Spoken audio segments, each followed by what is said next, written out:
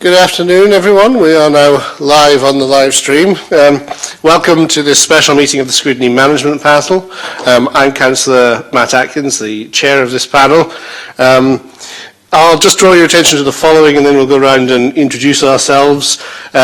Safety information: if a continuous fire alarm sounds, please evacuate the room and the public gallery by the stairwells. Do not attempt to use the lifts. Please assemble at the Queen Victoria statue in front of the civic offices. In order to comply with fire marshal regulations, if you signed into the Guildhall, please remember to sign out as you leave the building after today's meeting. And can I also draw everyone's attention to the fact this meeting is being live streamed. The camera does zoom in on the speaker.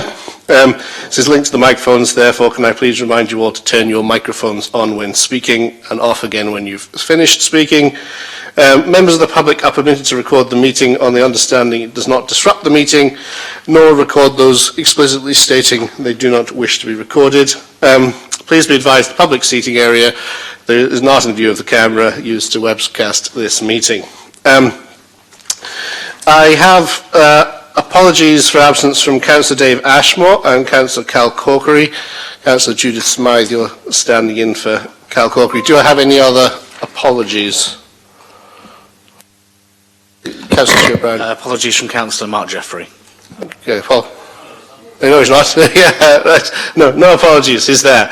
Or unless he's apologising for something else. Excellent. Shall we then go around the room and introduce ourselves? Let's begin. I'll go rightwards, actually, and we'll finish back around here. So, start with you, Councillor Pater-Harris. Councillor Scott Pater-Harris, Hillsview Ward. Councillor Ryan Bren, Drayton and Farlington, lead call-in member for this. Up on the back, actually. Councillor Gemma New, Paulsgrove Ward. Councillor Stuart Brown, Fratton Ward. Councillor Liam Madden, Lib Dem, Nelson Ward. Come down to you at the front now. Judith, sorry. Councillor Judith Smythe, St Jude Ward, deputising for Councillor Cal Corkery. Yeah, jump up to the back. Yeah, Councillor Mark Jeffrey, St Thomas Ward. Councillor Graham Heaney, St Jude Ward and Vice Chair of the committee. Thank you. I'm Councillor Young. I'm the Cabinet Member for Planning Policy and City Development. Up at the back. James Harris, Senior Local Democracy Officer. Ian Maguire, Assistant Director for Planning and Economic Growth. Peter Bowl, City Solicitor. Fantastic, thank you.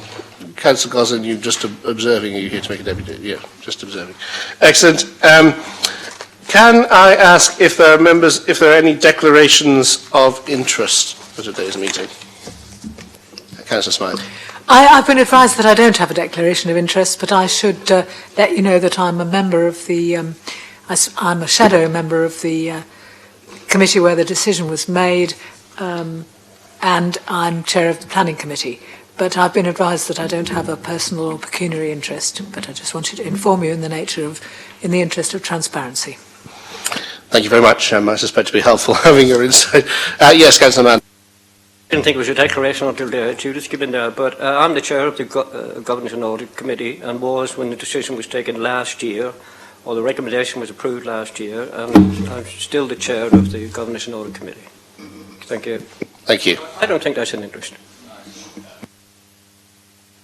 Thank you very much.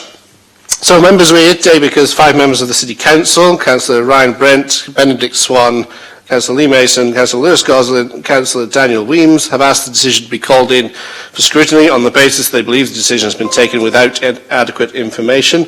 If the panel is satisfied that the Cabinet had adequate information to make its decision, then no further action is required and the matter ends here.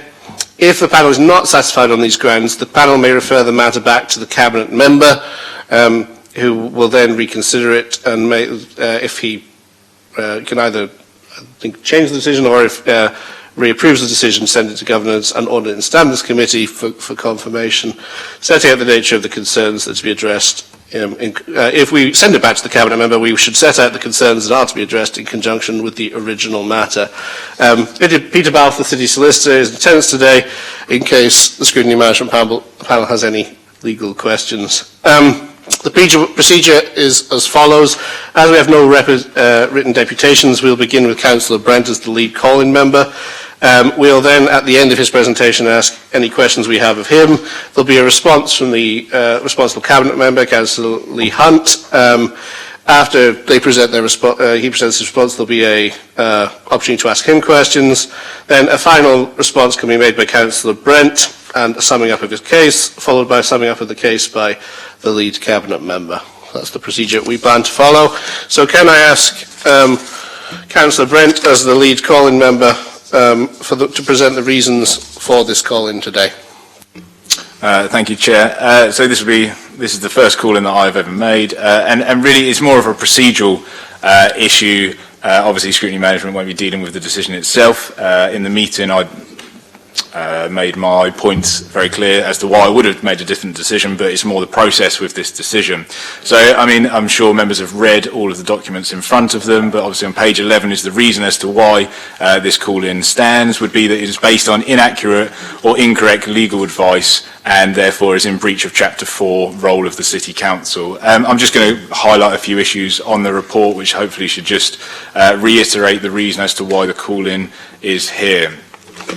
So on page 15, I'm just going to read the paragraph. I think it's useful that we've got it there. So it's to delete the decision that was made to delete paragraph 53 and amend paragraph 57 are both material changes to the Constitution and would fall under Chapter 4 of the Constitution, Section 2, whereby the decisions are reserved for the City Council and not decisions made by cabinet members. Therefore, I think that it's made me think about a few things that actually this call-in is here to highlight an issue of a cabinet member making a decision which is out of his remit based on inadequate legal advice. It also made me think of whether or not we should have more training for cabinet members to ensure that those people who hold their roles are making appropriate decisions, understand where to look for the advice that they need, and to ask the right questions. And then, I mean, really, just to finish this, on page 24,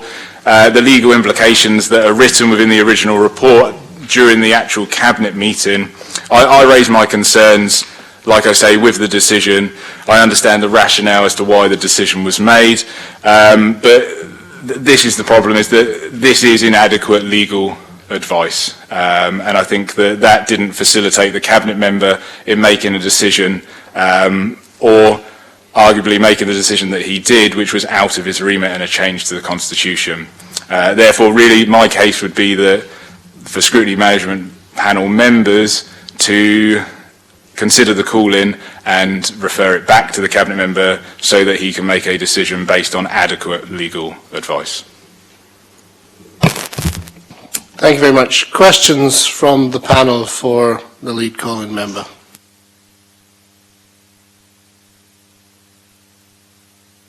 Anybody have any question? Yes. Where do you know that the council legal advice was wrong?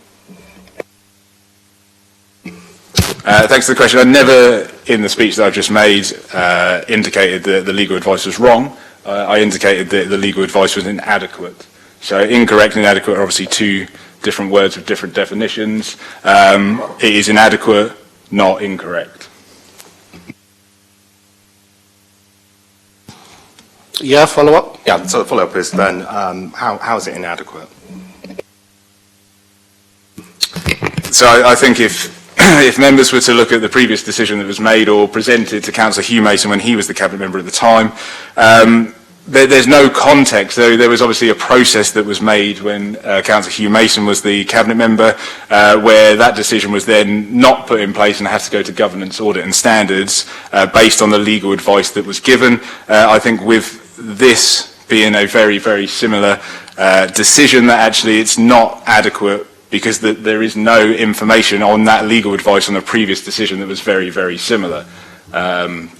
So I think that, I think that answers the question itself. To put legal advice should put decisions in context, and if there was a decision that's had legal input before which created additional hurdles in the process, then that should be put in the legal implications part of the report. Councillor Peter Harris. Councillor Brent, can you just, we're talking about the legal comments. Do we know who the author of the legal comments was? I think I've got a reputation for ensuring that I would never ever mention any officer's name. I do not know who the officer who was responsible for writing the legal implications, but the comment that I would make is that it highlights the decision was not necessarily made with all of the information, and I think that's a problem of the Cabinet member, not of any officers writing a report. Cabinet members hold a responsibility to ensure they are looking at correct information, or not, sorry, correct, adequate information, shall we say, and that's the Cabinet member's responsibility to ensure that any decision that's being made is based on adequate information, and I think actually the ownership lies on the Cabinet member, not necessarily the author of the legal comments in the report. Councillor Page-Harris? Maybe just rephrase that, I'll rephrase it differently. Do you believe that the comments came from a member of the legal team? I think perhaps... I don't necessarily... I just asked and answered. I think we'll kind of move on from that one. I don't want to get into criticising officers. I agree with Councillor Brent on that point. Councillor Mann. It's not a question to the call-in member. It's a question to, can we have legal advice on what's been said thus far? As in... you know, it's not in the procedure here, Chair, that's all. But I mean, it's been... Sure. It's inadequate, and we've got the according to the... to Ryan, but we have Peter Balfour. Yeah, well, if City Solicitor, do you think that's appropriate? Do you wish to comment on ways in which there may have been incomplete information in this decision or this report? No, I couldn't really comment, but what I am prepared to say is that, you know, obviously if there is a substantial or material change to the Constitution, that's where I'm coming from, in the sense that it's made out. That's why I accepted it. I have to say, but for that, I'd have been in some difficulty in accepting this at all. I'm sure you accept that. It's a lacuna in the process that we're in. What I say about the allegations of inadequate legal advice, the reality is that most of the advice is contained within the body of the report, if you read it, obviously. These are not issues that are unknown to you as members, and they will be unknown to you in future iterations of decision-making. It's just unfortunate that perhaps they weren't quite as fulsome or as linked as they normally are. And I take that as noted. Thank you. If I could perhaps, Councillor Mann, do you want to follow up? Thank you for that. It's just that I want to ask the question whether I'm right in thinking that because constitutional changes were referred to gas last year, these should have been referred this time. Is that really the nub? Well, yes, but it is as the lead calling member. I think ultimately, partially yes. I think that it's a problem that the Cabinet member did not follow a process that had recent precedents on, which is in the same administration. That's a shame. Can I just ask some clarifying questions that might help from my reading of this situation? So it's your statement essentially, Councillor Brent, that the decision to change the standing orders of the Planning Committee is a material change to the Constitution because it's within the scheme of delegation of the Constitution, so essentially 4.13 states that unless otherwise provided, it's the job of the City Council to determine the appointment, powers, duties and composition of the Cabinet panels and committees. Correct, yeah, the change of the Constitution which was out of the power of the Cabinet member. As I understand the City Solicitor's advice is that he doesn't find this completely clear on the process that must be followed when changing standing orders in relation to Cabinet members' decisions wishing to change the standing orders of something like, for example, the Planning Committee, but previous councils, previous people in his position have taken the decision, and this may not be something he was aware of, to refer that matter to GASC in order to ensure that there is oversight by other councillors when there is changes made to the standing orders of a semi-regulatory, quasi-judicial committee. Is that correct, Peter? That's a fair summation, yes. Thank you. So, essentially, the point here is being made that although there is not necessarily a clear process in the Constitution, it is a constitutional issue, and we have a past precedent that in this case the Cabinet member was not notified of and therefore did not follow in his decision. Is that correct, Councillor Brett? That's correct, Chair. Thank you. Any other questions for Councillor Brown? In that case, Councillor Hunt. Does precedence then overrule the Constitution? No, but in this situation, you might find some councillors would argue that all these decisions have to be taken by full council. Some councillors would argue that they could be taken by individual cabinet members, and some might argue that GASC is a sensible compromise, and so this committee might decide that that's something that the cabinet member should have considered before making a decision to alter the standing orders of the quasi-judicial committee without talking to other councillors, I think is the point. Councillor Hunt, do you have anything you wish to say? Your statement, please. Well, I suppose I mean, it's already been said, you've got it wrong already this afternoon. You say that I wasn't told about the reference to the gas committee, but if you actually read the report that I based my decision upon, on page 38, at 3.2, it talks about exactly that.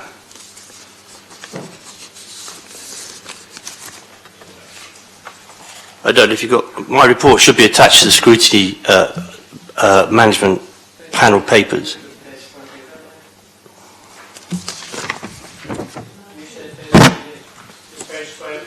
Page 20 in the papers I got in September for this meeting, of the page numbers for this, for me. It's 3.2 of the It's report. 3.2 in the officer's report. 3.2. So, in accordance with the current scheme of delegation as amended in November 2021, decision plan of the development portfolio holder, Hugh Mason, following referral to the Government's Ordnance Standards Committee. So it's there, isn't it? It is there. All right. So just had to, because you all get yourself quite excited there, you know, over that. Anyway, so members, if I may, Councillor Atkins, is that right? Okay. So for a long time now, members of the council have been raising the issue about the backlog in planning applications, and I have shared that concern. And between January and May this year, before I became the Cabinet portfolio holder, the offices focused entirely on getting out delegated decisions, so they focused entirely on that, and that backlog has all but been dealt with. So that leaves the decisions that had to come to the committee. I think by now we're all aware of things that held them up, the coronavirus problem, and indeed the nitrates issue. There are, of course, also problems around staffing, which you may or may not be acquainted with. These problems are not simply Portsmouth problems, they're within local government across the country. So, along with the local plan, it was a priority, one of my main priorities was to work with the officers and with other councillors to try and reduce that backlog. This resulted in the recommendations that came up to my portfolio decision. The alternative members was very clear. We could either try to find something like £115,000 to employ extra planning staff. And by the way, before I'd done that, I'd already moved the cycle of planning committees up from once every 4 weeks to once every 3 weeks. So we were doing everything within our power and control to improve the situation, but we needed to improve it still further. So I talked with officers over many months and pressed the Cabinet as to whether or not I could have the money, but the money was not available, because even though if we could employ those planning officers, those new planning officers, they would have to be trained, they would have to get legal advice, that would have then a ripple effect on the costs out into the legal officers and indeed to Democratic Services and all those people that support the Planning Committee. So the money doesn't grow on trees. So the other alternative was to look at raising the point at which representations or objections, whatever you want to call them, comments, would bring a matter to the Planning Committee from 3 up till 6. I was extremely mindful of the previous decision that Councillor Hugh Mason had taken and the route of that, which was to the Gas Committee. But in the end, it was Councillor Mason that made the decision, not the Gas Committee, even though there was some scrutiny there. But it was Councillor Hugh Mason. It went back to him. Now the councillors, members, I beg your pardon, can't have their cake and eat it. You know, if you want this planning backlog to come down from about 115 to a lower number, some of those things you have the members of the council or the planning committee have already loaded up the planning committee with extra cases around HMOs. So those will still have to be heard. Of the remaining number, there are about 50 or thereabouts. So if the scheme of delegation is moved up to 6 objections, that comes down, the number comes down by about half. So that means that those people that I've heard an awful lot about from members and indeed the MP about them not having their planning application determined, let's say for about a year, which is unacceptable, that would be halved.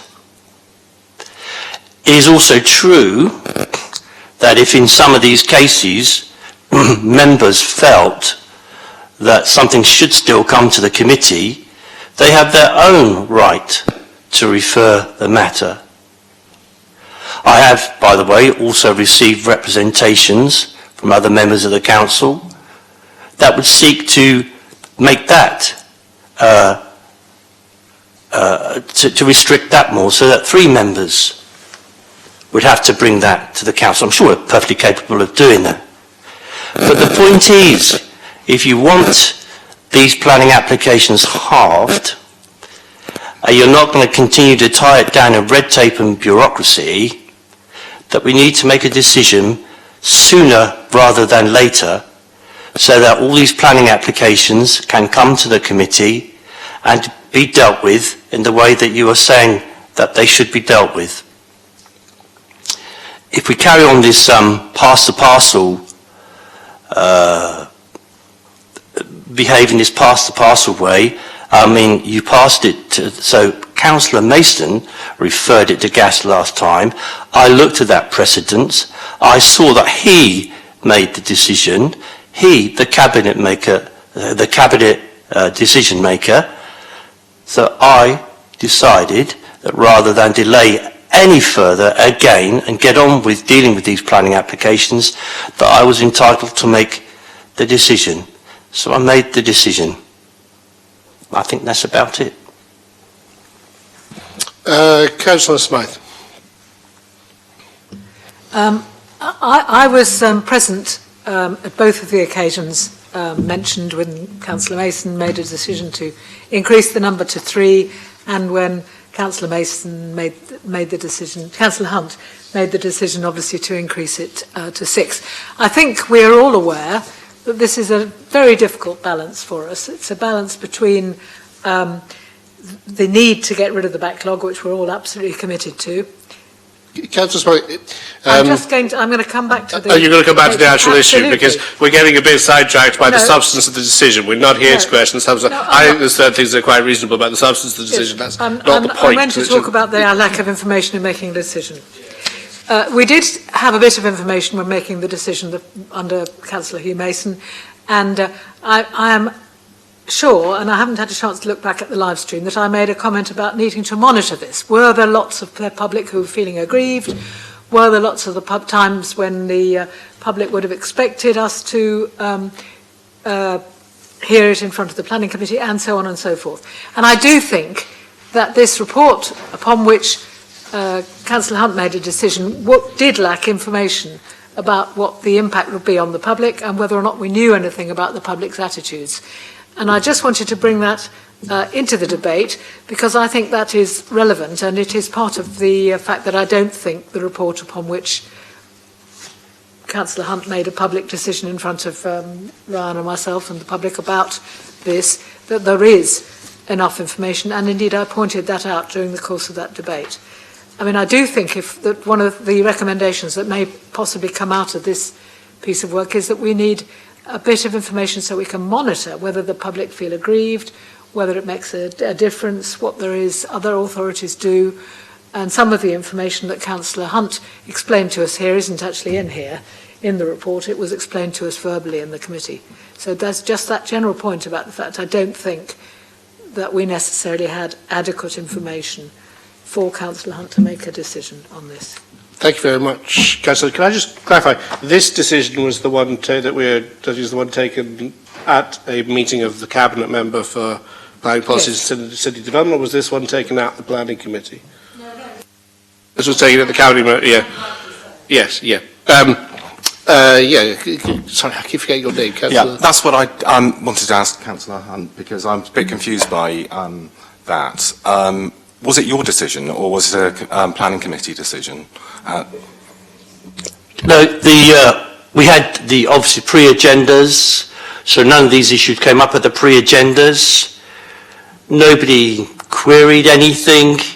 We were going ahead and making the decision, and it was my portfolio decision, public decision, make it a public decision. Just to be clear, it wasn't a planning committee decision? No, it wasn't a planning committee. Councillor Peter Harris. I believe Councillor Madden actually had his hand up first, so I'm quite happy to wait. Okay, fair enough. Councillor Hunt, I do feel mildly sorry for you to be in this position, to be honest, because I understand what you're trying to do with the backlog, so I understand that. Let's park that to one side, because we're here to talk about the process. What advice did you get beforehand, before making the decision? I had all the information I needed to make the decision. Obviously, I get briefed. I'm fully aware, I told you I was fully aware of the decision that Councillor Hugh Mason had made and the way that he did it, and I'm fully aware that in the end he was the decision maker, as I will be. So, you know, it can be delayed, but it will ultimately come back to me to make the decision. Just out of interest, I mean, you alluded to 3.2 in the report, and I think it's a good paragraph to actually discuss. Councillor Mason referred it back to governance and ordinance standards. Did you not feel obliged to follow that lead, and why did you make a different decision? Because of the precedent that he made the decision. So, you know, I could bounce it to gas, I'd be quite happy. If it goes to gas, fine. It's just more delay, isn't it? You know, and it will eventually come back to me. And if I don't make that decision again, we will go back to 1 year's wait in the planning backlog, and you lot will be jumping up and down saying, "What are you doing about this?" So, really and truly, this is a bit of a game at the moment, and it's important for those people who have their planning applications waiting, which you have all been telling me about, that you make a determination today that they should not have to wait any longer for up to a year. One final, and then we'll go to Councillor. Just going to follow up on that point. It's two questions. So, firstly, obviously, do you understand that obviously these changes would effectively contribute to 42 members rather than the 3 that sits in the portfolio group? Would you agree that actually every single member of the council is affected by the changes being made? I'm not clear about what the point you're trying to make. I understand that the scheme of delegation would change. As I said last time, Councillor Hugh Mason, on his own, made the decision, albeit it went to gas first of all. I'm sure he's aware of what they said. I actually am not aware of what they said, but I assume, well, you might well be, I assume they were in full agreement. So, so it's not the full council that would get to see it. In the end, it's the lead member that makes that decision. Thank you for that, Councillor Hunt. I was just getting to the point of, obviously, that obviously changes to this scheme and delegation affects all members, not just members of the planning committee and the like, because obviously all residents across the city would be affected. That was the point I was making, but that's fine. I'm quite happy for someone else to ask a question. We can come back to you if we need to, Councillor Bridges. Councillor Manager, could I ask a couple of points of clarification on the City Solicitor first? That are right. First of all, Councillor Hunt is saying that the decision went from in the earlier version of what happened, it went from Councillor Hugh Mason to Gask, but then Gask sent it back to Hugh Mason for the final decision. Is that correct in the process that you can remember? I think that's practically what happened, yeah. And can I ask about, in general, we were slightly having this conversation before the meeting, in terms of when we make minor constitutional changes that are sort of, if you like, potentially below the notice of full council, is it the normal process to go via GASC in doing that? And is that something that applies outside of just these planning committee decisions, or do we have other examples of that being done across the council? When we do sort of constitutional changes, they tend to land with gas or ratification, and they're noted by full council, but they live with gas. We've done quite a raft of constitutional changes over the last couple of years. And alternative, they live with me, but my limited delegations, as part of the delegations from you at full council to me, are limited, quite rightly, because it takes away power from yourselves. So we've done quite substantive changes in gas to be noted by full council. Otherwise, we'd be in full council land every time we want to change the constitution to give it some workability, which is why it lives in that sort of ether. What I would say to you, Councillor Atkins, it's not actually clear, but it's a workable, pragmatic solution that we look to. Thank you. Councillor Madden. Yeah, could I just clarify a couple of things in relation to the meeting last year? That because I was a bit... None of us may know, but if we do... Yeah. Well, everybody else is doing it, so yeah. And the adequate is really what I'm talking about anyway in a minute. But when this item came up for the agenda, I did contact James, I think it was, to find out why it was on the agenda in the first place, because it seemed to me, from what I had been reading, was that cabinet members could make decisions in relation to how the work was operated. I didn't see a particular problem. So James, I talked it through, and James said, well, it's more for your views. So when it came, and I've written this down because I couldn't be bothered printing it off, the recommendation last year was that the gas be recommended that it be recommended that gas consider and make comments on the proposed amendments that the portfolio holder for planning and city development approves. Nothing saying agrees with or doesn't agree with. It's just, you know, if there's anything that you're not happy with, let me know. As it turned out, the committee in unison didn't have any problems at all with it. But that was only 57. That was the only bit referred to gas last year. 53 wasn't. Okay, 53 was a decision was already made on. There is an opportunity to make full comments later if these aren't exactly questions. Right. If you read, I'm back to it now. Is there still a question? What it is, I'm going to ask Councillor Hunt in a minute in his reaction to this. When you look at is it a summary? I think it is, Dear City Solicitor or whatever. There's a summary there on the call-in request. So this is what was page submitted. 12. Yes. Our page 12. Our page 12, yes. Well, my page 11 or page 12. Appendix 2. Yeah, no, because it's the interpretation bit, and I can see where the call-in's coming from as well, but I also see Councillor Hunt's viewpoint. When we're talking about 57, this was felt to be a constitutional change. I don't know what that means. Felt. I mean, it's a bit strange in a city council or a council anywhere for people to feel that it might be something. Constitutional laws not normally depend on feelings. Well, yeah. I'm talking about this council, of course. You know, you don't feel it either it is or it isn't. And my interpretation is that it wasn't at the time, which is why I asked why it was on our agenda in the first place. Now, I was told, it was to seek out, see if there's any particular problems with it. The one thing we did confirm, which I thought was more important than gas actually, was that it had gone to the planning committee, and the planning committee members had agreed it then. I don't know, Councillor Hunt, if you can tell me in a minute whether the planning committee were consulted on this occasion. But it seemed to me, it just seemed to me then, it was unanimous anyway. Members didn't have any questions at all, thought it was something that needed to be done. Nobody said they were unhappy with it. I think there were 5 out of the 6 members there, cross-party, when we discussed it last year. But it didn't seem to me, and I don't know what your reading of that is, whether that Councillor Mason, I suspect, and I haven't got the minutes in front of me, that there was not a recommendation on Councillor Mason's bit of paper to say this has to go to gas. I think because people felt it. I don't know how you feel constitutional. There was a recommendation that came out of Councillor Mason's meeting was... It came out of it, but it was an add-on, I think. Okay. That's what I mean. I don't think... I do feel we're in the realm of comment here. Do you have a way... that's why I'm asking the question. Yeah, I'm there. Right? When you read this, Councillor Hunt, did you feel that there was a need to refer this on to gas?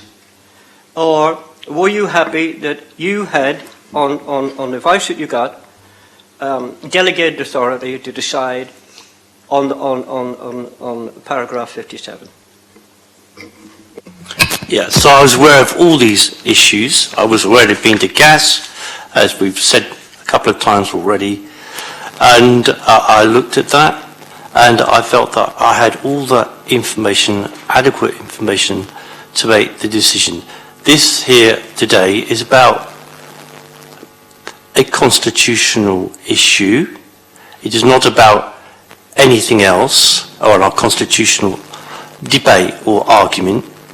It's not about anything else.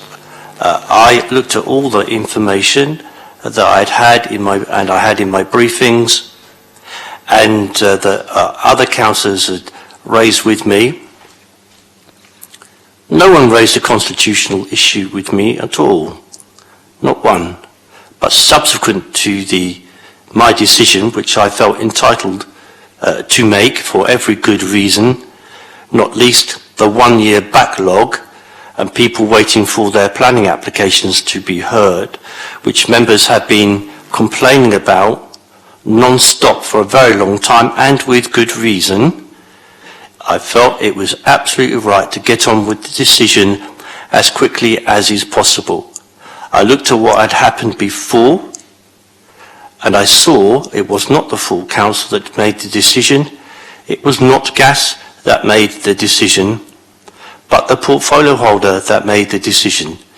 So I made the decision, and I think I made it properly and proportionately and reasonably in the interests of people who needed to have their planning applications heard, who have been waiting far too long, and who have been emailing members and the MPs and everybody else asking for their planning applications to be heard. Where was their planning application and why isn't it coming up? The other question about the planning committees, no, I didn't consult the planning committee. I wasn't aware actually that the planning committee had been consulted before, so that's something that is new to me. Nevertheless, I believe the planning, well, I can believe what I like, aren't I? In the way you can believe what you feel. But the crucial matter here is people out there who are waiting a year for their planning application to be heard. That is not right, and we need to get on as a council, and constitutional issues are interesting, of course, but we need to make decisions that improve the planning backlog in the best interests of all of those people. As I said to you, I am also mindful of which was argued by Councillor Brent, and very mindful of the rights of people to bring, three of them to bring a matter to the planning committee. But in a way, that has not altered, because one member can still do that. If it comes out on MIS and they see it, they can refer it to the planning committee. I would implore them not to do it just for the sake of it now, just to bugger us up, as it were, because we need to get on and deal with these planning applications. There are some very big ones there, and there's some very important ones, and people have been waiting a long time and losing money whilst they're waiting. You know, there you are, that's about it. That's what I consider to be the most important thing to do. Some of you seem to think that the constitutional argument is more important than that, but I don't think people out there will necessarily agree with you. Thank you, Councillor Hunt. Sorry, can you remind me of your name, Councillor Mark Jeffrey? Jeffrey. Councillor Jeffrey, you had a question. No, I didn't. No, sorry. Thank you. Councillor Prater Harris. Thank you. I do have questions of my own, but I'm not No, that's fine. Thank you for that. Fill your boot. Councillor Hunt, I just want to make the point that we're not here to talk about the backlog. I mean, that is an issue for you and your portfolio. We're actually here to talk about the process of how the decision was made, and that's the fundamentals of what we're doing. It's not about what is going on in your portfolio. It's more about the process that we're being made. I just want you to understand that, because while we have this is a constitutional issue, and actually it probably makes sense of why we have a constitutional working group at the moment to flush these sorts of issues out. But do you understand that's what we're talking about? We're not discussing the actual decision. We're discussing the process of how you made that decision, on what information. I think I've said already 4 or 5 times that I looked at how the decision was made before. I'm aware that this is a constitutional issue. I've made that very clear. But I also, at the same time, would ask you to look at the perception that this causes amongst the people who are waiting for their planning applications to be determined. The reason that we are here is that I made a decision to halve the queue, or the wait, which is what you have all been asking us to do, and now you want to tie us up in red tape and bureaucracy because you've got the answer that you wanted. Now, if you had not called it in, we wouldn't be sat here today.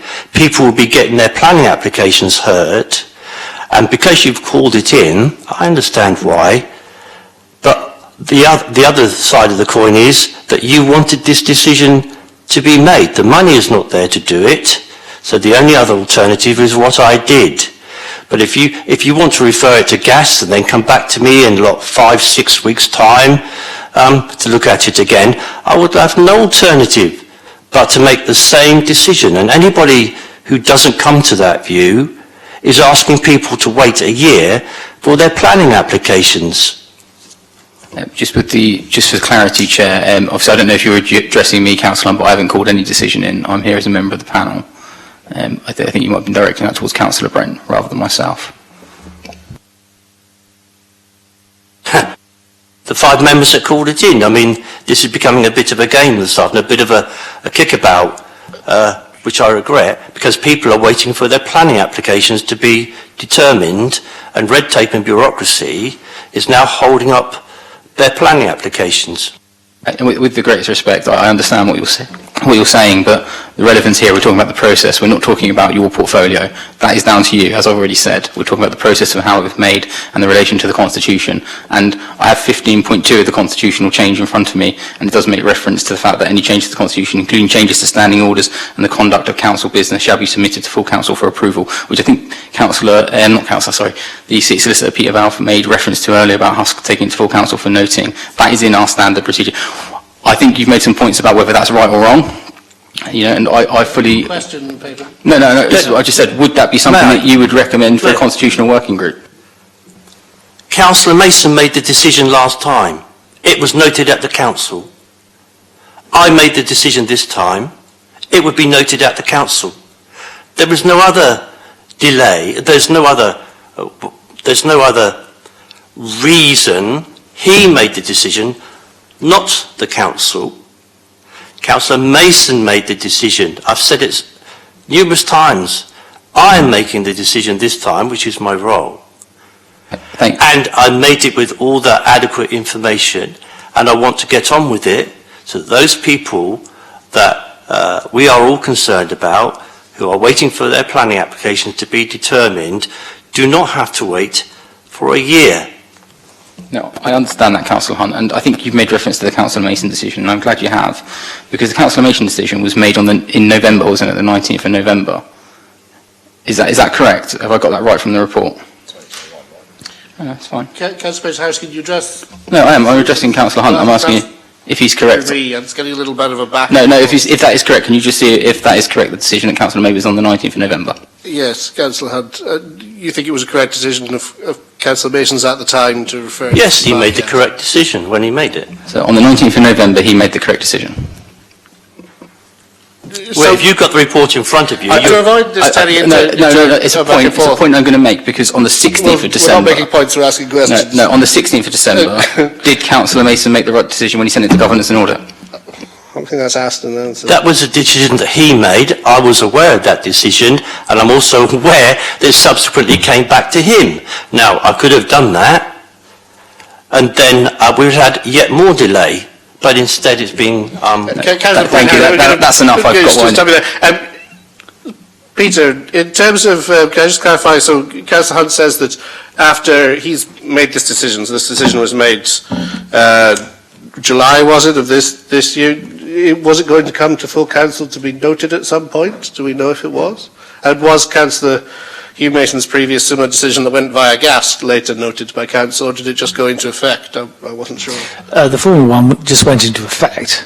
The one with regard to Councillor Hunt doesn't have to, no. No, so actually it isn't the case that it was going to go to full council, I didn't think. Okay, that's even better then.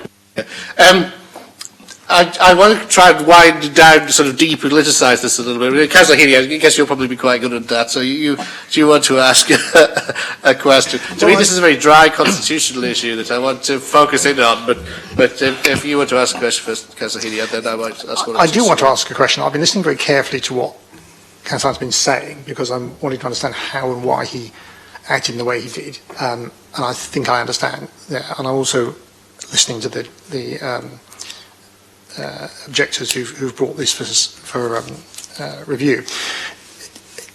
I'd just like to ask outside one question. How far do you think it's the role of the Cabinet members to make decisions about the process and procedures and rules of the Council? Is it their responsibility, mainly, or not? What's your view on that? Well, it's all ambiguous, isn't it? I think that even I hope you won't mind me saying, but even his report is a bit ambiguous. The conversation today around it all is rather ambiguous. I felt that I was entitled to make the decision, so I made the decision. We operate cabinet-style government here. I wish we didn't. I wish we had committee-style government, and then things probably would be better. But as I say, I cannot stress enough, to me, the urgency and the importance was in getting the planning applications determined. That is what I've been hearing members wanted for months and months and months.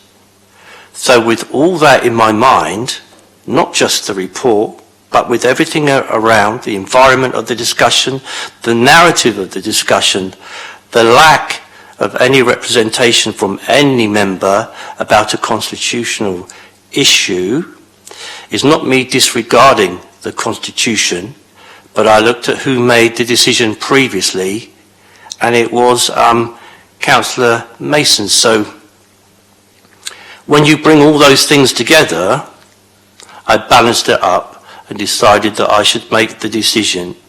As I say, we wouldn't be here today if it had not been called in, and those people who are waiting would be having their planning applications determined quicker. I do have a second question. Given that this was going to impacting the way the planning committee operated and planning committee members. Did you consider at any stage consulting either the chair or members of the planning committee about what you were proposing to do in advance of your decision? I didn't know. I think I was comforted by the fact that the chair of the planning committee was also my opposition spokesperson on city planning and development, so was aware, and in fact she will be aware of the representations that she made to me, and with great respect, went a bit further than I was prepared to go. So I hope she might mind me saying that, and I hope that we don't have to go down that track anyway, because I hope members will be reasonable, and if this goes off to gas and it comes back to me and a decision is made, I say I don't see any alternative but to make the same decision. So it's all a bit crazy this afternoon. Yeah, Councillor Smart, since you've been mentioned. This is another question slightly related to that. The report that we received, which is on page 23, does indicate that the 48% of the cases waiting committee consideration are because one member of the council wants them discussed, and they are taking it an inordinate length of time. We've already spent 2 planning committees solely doing HMOs, and we're about to do another one tomorrow. I did make an alternative suggestion to that, and I wonder, this is the bit at which I wonder if you had thought that the relative independence of GASC and the cross-party nature of GASC would have been a better place to have discussed this report and to have considered that position where we, in fact, alter the number of members that would need to look at a planning permission and call it to the committee, particularly in the light of this precedent we have at the moment, which is a single member of the committee. Public knowledge, it's on every planning report. Gerald Van Jackson brings all of these to the committee, and that would make an enormously significant change if we, and which is what I suggested, increase the numbers. And I would have thought, had you not considered that you might get a better and clearer decision which would have broken the backlog significantly by asking GASC to have a look at it? So I have to, with greatest respect, address that particular statement, because I was the chair of the planning committee when it was decided by the committee, not Councillor Vernon Jackson on his own, but by the whole of the committee. It is just that his name is on there because someone had to do it. So it was the whole of the committee. He asked them if that is what they wanted to do. I was the chairman at the time, and that was the decision that was made. So that's that one. Well, greatest respect, again, you were the chair of the planning committee. I received no request. I received no request to take this decision, which I feel entitled to make, in order to halve the backlog. That is my responsibility. I am the city development and portfolio holder. I am very happy to be scrutinised in this decision, and I welcome all scrutiny. We must not forget that we had the pre-agendas, several of them. None of this was brought up at the pre-agendas. I was not asked about any constitutional matters at the pre-agendas, or indeed at the decision meeting. It looks like some people have gone away and looked at it and thought, well, how can we delay this even more? That's how it looks, I'm sorry. That's how it looks to me, at least. And bog the planning department down in even further delay, because that is what this amounts to today, bogging the planning department down in further delay. If you don't mind, Councillor, I'm stepping that one because I think that's slightly, if in a way, almost by taking that approach, to me, you are slightly making the point Colin makes, which is that the inadequate information for me, or the information you didn't fully consider is the reasoning why some members might have a problem with you making this decision on your own from a constitutional standpoint. So what I'm saying is, what I'm going to ask you is, do you understand the reason, and do you feel like you were given information on the reason why normally these matters do go to GASC? What is your understanding of why this would normally go to GASC and not be made by the portfolio holder on their own? It's ambiguous about whether or not this goes to GASC normally. Yeah, but given that it has often... I mean, this seems to be making policy or constitution up on the hoof. I mean, if that is what people want in future, by all means do that. But I had all the information that I needed at the time to make a sensible, reasonable and proportionate decision. I've made it over and over again. I've said today, I was very well aware of the 3.2 in the report, which clearly members here were not aware of because they said it wasn't there when it is there. So I had all the information that I needed, and if that is the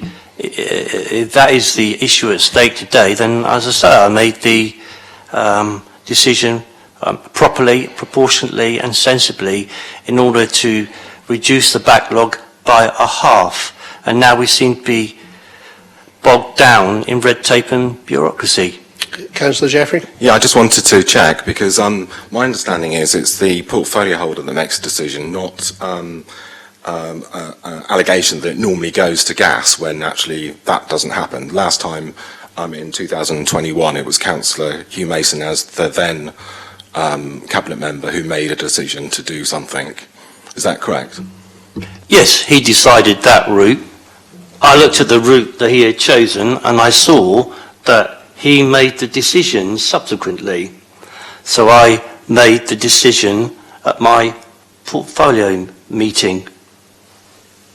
What is your understanding, Councillor Hunt, of why Councillor Mason might have sent his decision to GASC at the time that he did, and why constitutional matters often go through GASC? I think I said just now that this is a matter of urgency. I've had members jumping up and down telling us that our planning department is not fit for purpose. We had it from over there by the MP. We had a whole host of members, particularly on that side of the chamber, telling us we should get on with dealing with these planning applications. We should get this backlog down. Well, that's what we've done. If you let me... Yeah, I know you're not getting the answer that you would like. I'm explaining... I'm asking you to talk about the constitutional issue. The citizen solicitor has accepted that... So Chapter 4, the role of the council, is annexed to our report. Because Councillor Mason did it, didn't mean to say that I had to do it. It came back to him and he made his decision. I'm asking you if the evidence, the information you received gave you an adequate understanding of why... Yes, I've said that over and over again. What is your understanding of why Councillor Mason I don't know why he sent it there. That's his decision. You know, he made his decision based on the information that he had. I based my decision on the information that I had, and indeed on everything else that you have all been telling me for months and months and throughout the year, that we need to get the backlog down. And now we're backlogging it even further, as it were. In the report that we have today, the Chapter 4 of the Constitution that's attached, it says at paragraph 3, so under 4.1 paragraph 3, unless otherwise provided, appointments, powers, duties, composition of cabinets, panels and committees, these are matters reserved to City Council. Where in the Constitution does it say that the portfolio holder, the cabinet member, is entitled to make changes to the standing orders of one of the committees, when it says here that that power is reserved to full council? So where in the Constitution does it say that the cabinet member makes that decision? So the cabinet made the decision last time without any problem. So you were acting. So on there was the the precedent, the recent precedent, which raised no opposition in the council at all. When Councillor Hugh Mason made his decision, it raised no opposition in the council. And so that precedent was set. But in the previous precedent, Councillor Mason sent his decision first via gas. You've accepted that. But you also say you don't know why he did that. So that was not a piece of information you'd been given in the report, why he might have made that decision. So the precedent was set that the portfolio holder made the decision. After consideration by gas. I get that, but he made the decision. He was entitled to make the decision. So I looked at that, and I looked at the pressure that everybody was under, including the planning department, the money that was being wasted, the amount of people who were waiting for their planning applications to be determined. I took all of this evidence into account, not just what's written in the reports. I took all of that into account in the full knowledge of what had happened before and made my decision. And that's where it is now. Councillor Jeffrey? Yeah, Chair, I just wanted to point out that it was two separate people making two separate decisions in 2 separate years. I think that's a sort of a fact of the matter. Again, it's kind of a comment around the I question. mean, Go ahead, Councillor. in fact, it's a helpful point. The urgency back was not so great as it was recently, you know, with COVID hitting in, the nitrates issue and so on. So the urgency has increased quite a lot. And people waiting for a year to have their planning, as members have said, from mainly that side of the chamber, have said this is unacceptable. I agree it's unacceptable, but now the same group are tying us down in red tape. That's how it looks to me, red tape and bureaucracy, because it didn't have to be called in. This decision could have been made in the best interests of all those people waiting for their planning application.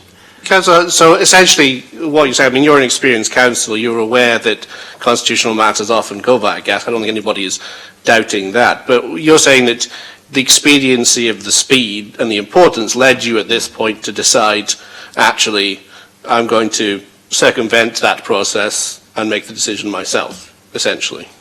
No.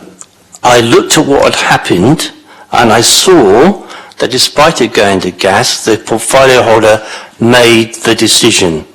So I, as a portfolio holder, made a proportionate and reasonable decision in the best interest of getting the backlog down and without further waiting, red tape and bureaucracy, if you like. So that's what I did. And I still believe that's the right decision. You can send it to gas, and when it comes back to me, I will look at all the evidence again and very likely have to come to the same decision because I need to get that backlog down. Now, we can keep on going round the houses like this. The point is, people out there they don't care which committee it is, they don't care which part of the council it is, they don't care which councillor it is. They want the planning backlog to come down so they can have their planning applications heard. But the point, to some degree, is that in your own words, as you just said, you consider some of this process red tape that's delaying the decision, and you've also said that no one raised a constitutional issue with you. So is it not fair to say that constitutional issues were not at the forefront of your mind when making this decision? Very much at the forefront of my mind. I looked at what Councillor Hugh Mason had done, and I saw it had no effect. It essentially was a period of waiting that was unnecessary when people are trying to get their planning applications determined and officers want to get on with their job.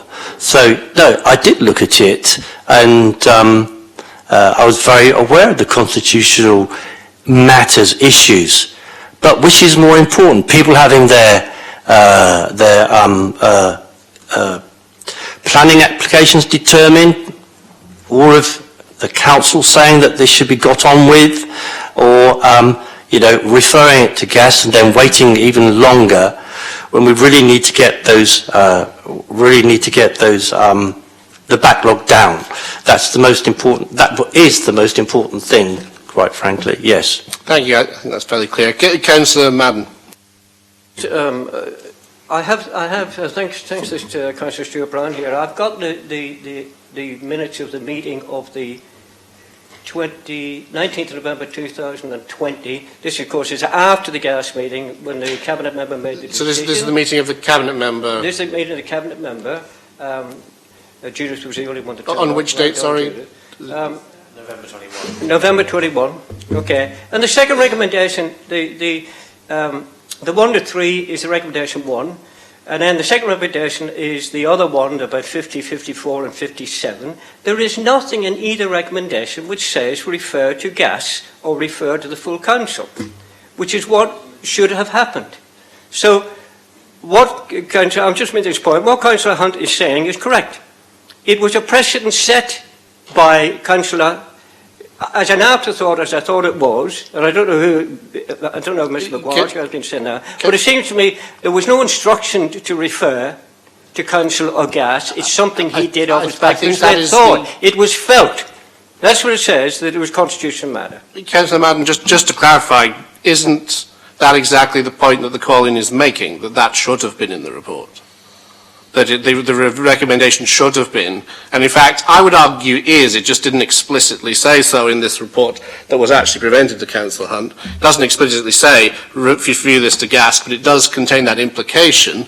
But it should have explicitly said, I think, given the context, refer it to gas to consider these changes. And then they would have come back, as they did with Councillor Mason, it had been decided, and we'd have all left alone. Isn't that exactly the thing that we're saying should have been in it? So I talked to the officers about this in the briefings. We had many of them, lots of conversations about how we're going to get it. And this came up, and the view was that I was entitled to make the decision, as Councillor Mason had done before. Now look, if he's appearing here that there is an issue around the Constitution, and as a committee you feel that this needs to be looked at, by all means refer it and say that in future a change like this has to go to full council, which is what the solicitors does not want. And we can sit here about arguing about the Constitution all the time in the council. We'll have dozens of different ways of doing it, or we can make sensible and pragmatic decisions about getting the planning backlog down, which is to people out there, as I say, they don't care which committee makes it, which committee talks about it, they want it brought down. And I thought that's what members wanted, which was to bring the backlog down and not delay it further. So that's why we've moved in the way that we have. Chair, I'm not sure we're getting anywhere. No. Well, I think it's because we can't yet move to comments. So I think. Can I just say that nobody wants to stop what's happening, I assume, because there is a backlog. I think that's got to happen. Yes. Yeah. Okay, that's the one point. We have a constitutional working party which has been set up with consultants, right? Yeah. Which can look at these things, and if people are happy with that, we could say, let's have a fresh look at this, because a decision was taken last year, a decision's been taken this year. The decision was taken in July. Councillor Hunt's quite right. There could have been a lot more cases dealt with in the meantime. But could we note that it's something that needs to be looked at, but rather than Councillor Hunt have to call together or have a meeting, and that takes time, again, for us to say proceed anywhere with the decisions that we make. Well, that's an interesting thing to consider. I think that's a comment. So let's finish the process we said we would follow off. So I will move to Councillor Brent to sum up, then Councillor Hunt to sum up, and then we can move the panel to comment if we are happy to end questions there. I think we have got as far as we can get. That was questions. just for Councillor. Yeah. So Councillor Brent, would you like to sum up briefly if possible, then we'll move to Councillor Hunt to briefly sum up. Thank you, Chair. I mean, the calling will stand as it is. I'm just going to address a couple of worrying points that were made and inaccuracies, I think, which is important, and keep it on the matter as well as just to address some of the partial accusations that I think potentially were made. So I think it's worrying that the Cabinet member says he feels entitled to make the decision that he made. And I'd say there's only one thing I potentially didn't disagree with, was that the public don't care what committee decides. I totally agree with that. The public don't care what committee decides, but as elected members we should respect the process, we should follow the process, and if there is a constitutional change in our constitution says, and it impacts more members than just the member making the decision, then actually if it's a process to follow, it's a process that we should follow. It's not adding any extra red tape. I'm worried, I really am worried about the rhetoric and the perception that you were spinning to, especially the member of the press here, is there is no guarantee you would cut the backlog by half. And I know that's a point not about this, but it is not. So if you looked at the numbers, actually, there isn't a breakdown or a differentiation. There's a breakdown of 3 or more. There's not a differentiation of what that would be, whether it would be 4, 5 or 6. So that is inaccurate. Interesting, the first thing you said, I'm going to prove you wrong, and actually what you did is prove yourself wrong by saying that you've proved me wrong, is that, yes, you said the Governance and Audit Committee is cited in that first paragraph, but actually that wasn't what I said. The statement of fact that the Governance and Audit and Standards Committee was cited is in the report. I totally agree with that. What's not in there is the explicit legal implication that occurred in the previous decision, and that's what this call-in is stating. Just a few other issues, Chair.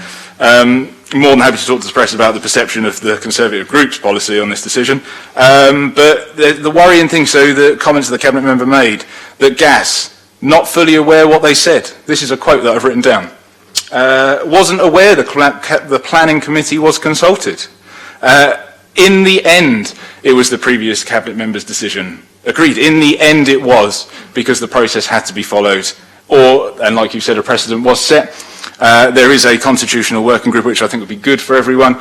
The aspiration is obviously to reduce the backlog. I'm just worried with some of the things that have been said from more of a political point, because you also said the backlog is almost cleared, but then just in the second verse said that actually, if we don't make this decision, there'll be an extra year's wait. And the last point that I'm going to make, Chair, would be there was a second option. So, and I just think that's important for the press to understand. The second option, there was a second option. This was not the only option. So if the Cabinet member decides that this comes back and he makes the same decision, he does have a second option, and that would be to increase the frequency of the Planning Committee. Yes, which does involve money. So the decision that you made is arguably showing the Liberal Democrats administrations want to reduce the backlog financially. Thank you, Chair. All right. Okay, thanks so much. Councillor Brent, I'm so sorry. I'm not looking for argument this afternoon at all. I'm looking to get to a decision which supports the halving of the backlog. But I'm afraid I'm really sorry, I don't mean to be rude, but you couldn't have been listening. When I referred to the backlog being cleared, we were talking about the period between January and May. Well, and I was very explicit on this, where the officers focused entirely on the delegated decisions. So that is almost cleared. But you're wrong again when you say there's no numbers. I'm sorry, but you are on page 42 of my report. You got it wrong earlier at 3.2. You've got it wrong now where it says 4.15. Members can note there are currently 51 cases awaiting committee consideration due to objections. If the threshold of adverse representations required to require committee consideration was raised from 3 to 4, reduced by 10, and if it raised from 3 to 6, this would nearly halve. It's there. Either you've forgotten or you haven't read it. And reducing it down to 24, which is about half the number right now. As for the politics, I've not been political today, but I'm very sorry, but you're the one that brought it all up, not me. I've very carefully tried to avoid that because I'm not interested in that.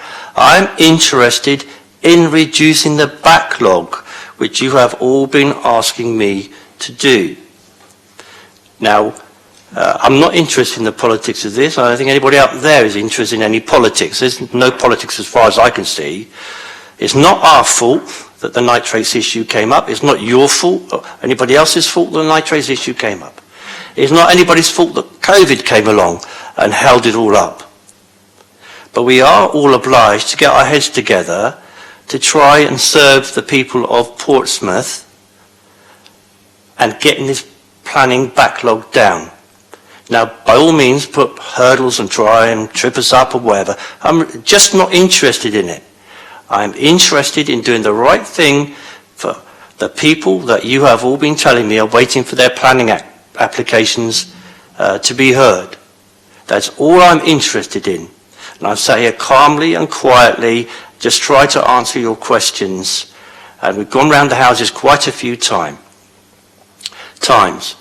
So I have corrected some of the things that you've said. I've corrected them respectfully and kindly. At 4.15, it says on page 42 of the original report that if it's raised from 3 to 6, that would nearly halve, reducing budget. So I have got the information, despite everything that you say. All the information is there. The officers submitted a good report. We could all make these decisions on this report. So I have answered it. So in short, Mr. Chairman, thank you very much for getting me along today to air this matter. I really hope that you don't decide now to refer it on somewhere else, because I don't think that's a wise thing to do. Certainly I'll be standing up in the cabinet, in the council then, and would say that you've delayed it even further, which is a fact. So I hope very much the committee will decide that I did have that adequate information. I've explained to you that I felt I had I did have adequate information, and I made the decision in full knowledge of the previous gas hearing and the decision that Councillor Mason made, and took into account what all members have been saying to me, that they want the planning backlog reduced. And here we are, hopefully today, allowing it to reduce by half. Thank you. Now invite comment from the panel. Councillor Smythe. Thank you. I wanted to build on what Councillor Madden said, what Leo said, which is that we need to move on from this. I would be quite happy to accept a compromise whereby we take this matter to the Constitutional Working Party in some way, but don't necessarily hold up the decision on this particular issue. I think that's an important point. I am working flat out as chair of the Planning Committee to help us to reduce the backlog, and I don't want that to be delayed any. Second point is, I was very interested in Councillor Hunt's response to my suggestion that we should do more to reduce the backlog by looking at the number of elected members that have to be involved. In fact, what he said was that when Councillor Vernon Jackson put his name to objecting to wanting a call-in for all HMOs, he was doing it on behalf of others. So, if so, it should have a bunch of 3 or 4 names against it, not just Councillor Vernon Jackson, I would suggest. If not, then I do think the right of individual members to call things in does open up the Planning Committee to a charge of being more party political than it should be. And I would like to ask Councillor Hunt to consider that again, because if it's the case it's more than one person there, then let's have it said it's more than one, and that is a democratic way of doing it. But having it at the moment, it appears that one person is holding up a terrific number of applications and a terrific amount of time is being wasted that could be. So I'd ask you to consider that one again in the light of that confirmation you gave. And third of all, I think in future, I don't want to see a continued. Every time we get in a problem, we increase the number of members of the public's representations that we take as a threshold. I do think there's a material difference between 3 and 6, and I think it's interesting that Councillor Mason chose to take it to GASC first, and then he made a decision, and I think that probably was. I hope that's the decision that the Constitution Working Party comes to, but I won't preempt that. But I do think that actually it would be good, and had I been making that decision, I'd have wanted to know more about public perception and experience of this policy, which we don't have in front of us. We have a lot of other information, and I absolutely take that point, but we don't really know what the public think about this, or what the public, whether they feel it's a lessening of their rights, or whether it's cutting back or increasing the number of representations. It might be a longer piece of work that's needed, but I don't have any perception about how the public are taking this change, and I don't want to see it just automatically ratcheting up by enabling that to happen, because there's a vast difference between 3 and 6 and between 6 and 12 and so forth. So subject to those 3 things, I would suggest we, just to propose that we do move to a decision to learn from this, refer it to the Constitution Working Party, and have another look at that particular clause that's described under paragraph 4.6 in this report, in case we can speed it up further. Again, if it's more than one councillor who's wanting it to go back to committee, then let's have it. But that's not my perception I get from planning committees at the moment. I think there's a couple of different recommendations there. There's essentially, in terms of what we're asked to do today, my reading of the Constitution is not that we can refer it straight to GASC. I believe we either have to say we are accepting the Cabinet member's decision, or we are referring it back to him with reasons for him to reconsider, which may include, we think you should send this decision via GASC. So one proposal I think you're making is we accept his decision, but we ask the Constitutional Working Group to look at this. But you are actually also asking alongside that a separate decision would be referred back to the Cabinet member to ask him to re-look at. So that's actually a separate. You want him to look at not at sending it to GASC, but at increasing the number of members. It's an entirely separate decision. That I just want to clarify this point. I will come to you, Councillor Jeffrey, Councillor Putz. But first of all, would it be open to us to refer back to the Cabinet member on that substantive ground that we think he should have had more information? I don't think we can. It goes back to him, to lead, Councillor Hunt, with your views as to the position. It's not about re-looking it. He either makes that decision again or he doesn't.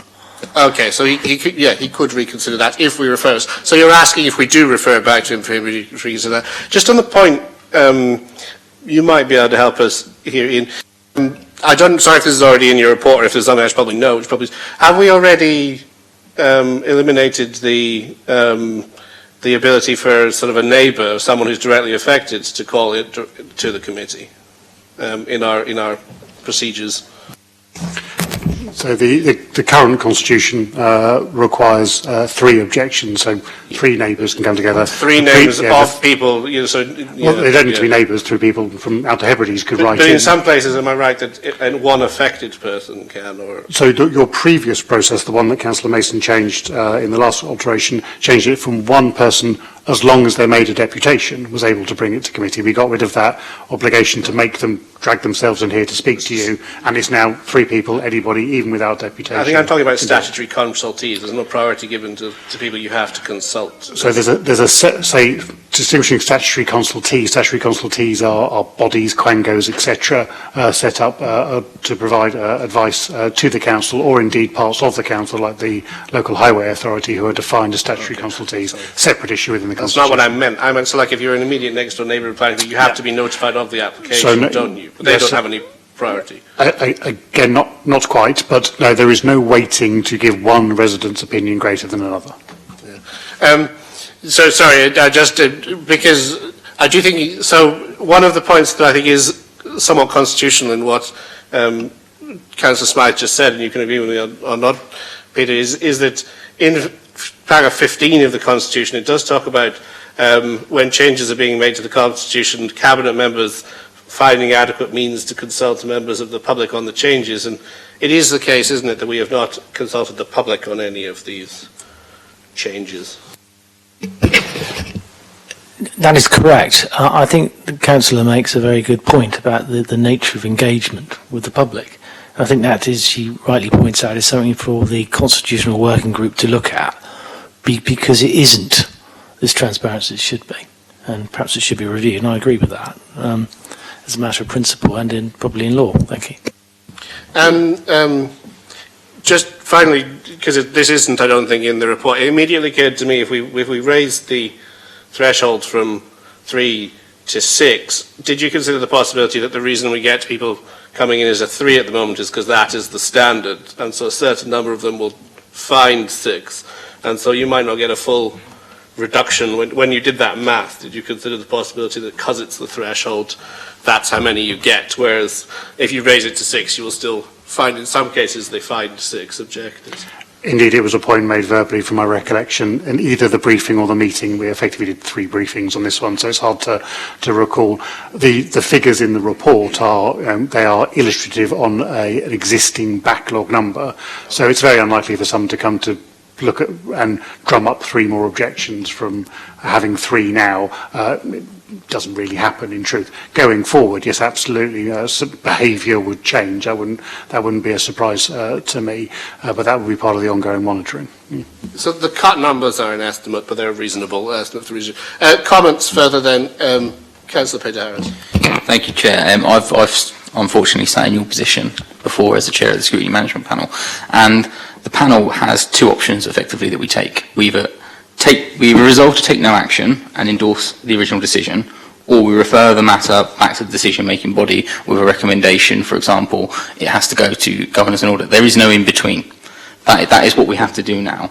So it's incumbent on members. So I just wasn't sure what you meant, Councillor Smythe, and that's why I was going to ask, because we either take no action and do nothing and endorse the original decision, or we do send it back with a recommendation it has to go to governance and audit standards. Because of the urgency of this, I was proposing that we took no action, but that we did take it upon ourselves and pass it on to whoever had to, that it should be part of the Constitution review. Yeah, I agree with the Constitutional Working Group element, but that is not for us to make that decision here today. We have 2 options, and I've got the briefing note in front of me from when I was chairing this, because I thought it would be quite. I'm just a bit sad, really. I keep stuff. Councillor Heaney smiles because he probably does the same. But that's the matter of what we're doing. So we can't. If we take no action, we take no action. There's no. We're going to send it to Constitutional Working. We're going to do it anyway. I believe. I think that's going to come out of this. Or we revert back to the cabinet member. I mean, I'm quite happy to have a steer. I mean, personally, I say I'm not happy to have a steer. Actually, personally, we have processes to follow in this council, and the process is quite. In my view, the Constitution is Constitution. I think once you make a decision that affects the Constitution, we have to follow the correct process. In this instance, I think Councillor Hunt has been pragmatic, although he hasn't followed the correct process. Now, I don't blame him for that. I don't think he's particularly at fault. I just don't particularly he's been very well advised. So I'm going to propose that we send it back to Councillor Hunt with the caveat that it can go to governance and audit standards as part of the new report. Because the report that goes back will not be the same. It will be a different report with different recommendations slightly and different information. I think we do. I mean, I will deal with that. I couldn't hear the question because the mic wasn't. So sorry, we're out of questions. Actually, Councillor Hans, we're into comment. I was asking the question of whether we have the basis of 2 proposals we could vote on, and I would like, if I've got a seconder for my proposal, then I would we'll come to that. And I'm talking about the first proposal. The other one I recognise isn't within the power of... I'd like everyone to have the chance to make comment first before we go to voting on proposals. I have Councillor Madden, then Councillor Heaney, then Councillor Jeffrey, so Councillor Madden, and then Councillor Brown. So if you want to second either of the proposals on the table, so we do have proposal 1, which is to essentially say, because of the urgency of the nature of the issue, we are not going to refer it back to the Cabinet member, but we will make some comment, most likely, including a recommendation that this issue be referred to the Constitutional Working Group. We have a second proposal, and the comment would have no meaning. The second proposal is from Councillor Peter-Harris, which is we do refer back to the Cabinet member with the reason that we believe that he should have followed the existing precedent for constitutional changes and referred the decision to GASC before he took the final decision on it, and that the report didn't make it adequately clear to him, or he didn't acquire an adequate understanding from discussions as to why that was of a sufficient level of importance despite the urgency. So I think those are the 2 recommendations. If either wants to... Chair, I think it's a fine line, but... I think, Chair, if I may, could we have a compromise? Because I think there is a need for this to go to gas. I had my hand up before. But there is a need for this to go to gas. And there is gas on Thursday, and there is an opening slot for it already on the agenda. I think that's getting a little deep into it. A lot of people make their comment first, then we'll vote on things. So let's, it's Councillor Madden first. Sorry, you're actually at the end of the list, Councillor Jeffrey. Just Madden, then Heaney, then Jeffrey. Then Brown. Yeah. I was going to move, but I will now second the proposal from Councillor Smythe. There is some confusion as to what should or should not have been advised to members, which is the basis of the complaint, and I think Councillor Peter Harris used a very good word in relation to Councillor Hudson's decision. It was pragmatic. And I think that's I think that's right?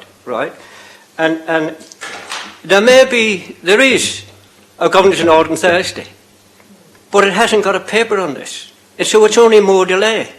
That's really what will happen. If we refer it back to the Cabinet member's got to have another meeting. He's got at least 7 days' notice and all the times involved in it. And I think, there is that. I know the thing was about adequate information, but there is the concern about backlogs of planning applications. So I'm happy to support or to second Councillor Smythe's proposal. Thank you, Chair. Councillor Heaney. Thank you, Chair. Yeah. I think at the heart of this issue really goes back to how far Cabinet members should have the right to make decisions about procedure and rules that we run our business by. That's what I think is at the heart of this. And there clearly is a bit of a lack of clarity about how and when that happens. And, as in all, there's a lot of situations we tend to muddle through a bit in terms of what we do. I quite understand why we don't take things to full council every time, because it would be potentially quite time-consuming and also quite restrictive in that you only have a certain number of council meetings each year to do these matters. And sometimes using the gas committee is obviously the better way of doing it. And I think we should think about that. I also think that Councillor Hunt made his decision with the best of intentions. He made a decision in order to deal with a problem. The problem you get into sometimes is that if you think about the executive member making a decision, to what extent should executive members make decisions to solve problems, and to what extent does that then enhance their ability and power, but also disenfranchise others who don't get the chance to have a say on the decision. So I think it's about getting that balance right. I think is what we're trying to get to here. So I think it is worth the Constitutional Working Party having a look at this, because I think it has raised some interesting issues about to what extent Cabinet members can make decisions, when they should consult, maybe who they should consult. I mean, we can't nail every detail down on these things, but we want a set of principles that should operate when there are rule changes, so that it's clear and so people have the opportunity to have a say. And we can think about examples like this and think about, well, how would we develop a set of principles that could apply across a range of areas. So having a look at the procedure note that we've got attached to this, it did basically say there were three options: to refer back to the Cabinet, to take no action, the Cabinet member's decision will stand; refer back to the Cabinet member for further consideration, which would mean another meeting, as has been said; and it says, or, as a constitutional matter, the Governance Audit and Standards Committee.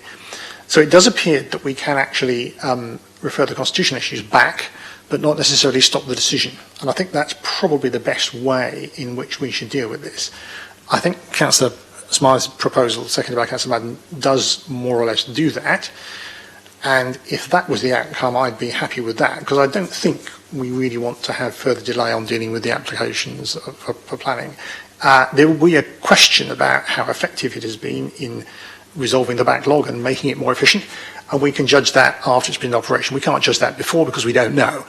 And if we find that there are problems, we will come back to this issue as an issue as to how we deal with it, whether we want to change it or continue with it. So I think those are the issues at stake, and I think I can understand why Councillor Hunt thought that the precedent that Councillor Mason followed was sort of okay. I can see where he came from and how he did that. But I do think there is this bigger issue of how much of the decision making should be left to Cabinet members, to what extent there should be consultation with other people involved, and that's something I think the Constitutional Working Party can grapple with. So I would be happy to take no action on the current decision, but refer these matters to the Constitutional Working Party, which I think is what Councillor Smythe has suggested. Thank you. Councillor Jeffrey. I don't think that was what was proposed. I think that's what Councillor Smythe said originally, but I think you were quite right earlier, afterwards, to say that we've got two choices. And my understanding is that the proposal made by Councillor Smythe was the first choice, that no action should be taken in respect to the decision made by the Cabinet member on 26th of July 2022. Can I just check through the chair whether that's correct? That's correct. I believe that is what Councillor Smythe has put on the table. She would like us, I think, to make some sort of non-binding comment, which also asks the Constitutional Committee to look at this, and could discuss the wording for that if we wanted to. But that, I think, she is proposing no action, and that's been seconded by Councillor Mann. I would insist on that comment On the going comment, in, yes, and because wouldn't vote with the otherwise absent. I wouldn't be happy with just letting this go through as another precedent. Yeah. Is that helpful? Bearing that in mind, I would support that as well. I think that the crucial bit is it says in the papers that if the panel is satisfied that the decision was taken with adequate information being supplied to enable the cabinet member to reach a decision, then no further action is required and the matter ends there.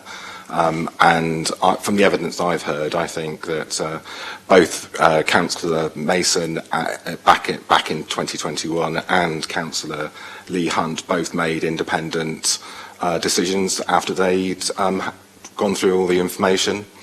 So I think they didn't do anything wrong at all. Thank you. Just to clarify, in case you want to come back again and comment, I think Councillor Smythe's proposal is in a sense a slight third way, because our sending it back under that will not be a complete endorsement of the decision. It will be saying we accept the urgency and therefore we're not referring it back, but we will say that probably that in normal times there are certain other things that should have been considered. Is that correct, Councillor? That is correct, and I'm not just looking at the urgency, or that is important. I'm also looking at the fact that I think there is some genuine confusion. And that is, to me, almost more important, which is why it's important to take it to the Constitution Working Group. So, Councillor Jeffrey, does that change your approach? You think you would actually like to say there was no issue at all? No, I think that you've changed what you said. I think that you originally said a moment ago. I'm not aiming to change anything, but I'm aiming to summarise people's proposals. But that isn't an option that we've been given, is it? We've got two options here, both laid out on page 2. But can we do that? I don't know that. Well, I'll pass on to the solicitor in a minute. I don't know. Does our saying that we have no issue with the decision have to be premised on the idea that we think he had full information, or can we say, as a separate comment, we're not actually sure that this was based on full information, but we think in this circumstance we don't wish to refer it back? You can say the decision stands as it is, end of. Okay. Over to that, in a sort of wider sense, you could say, look, having heard evidence before this committee today, it's perfectly clear that there is a disconnect with, for example, what is a material change to the Constitution, where it lives, who does it, how it goes to gas. And that all lives in Councillor Smythe's world of reconsideration by the Constitutional Working Group. For the purposes of Councillor Hunt, the decision is either called in the sense there was inadequate information, or it's not, and he had adequate information, and he dealt with it on the day correctly. So that End of chat.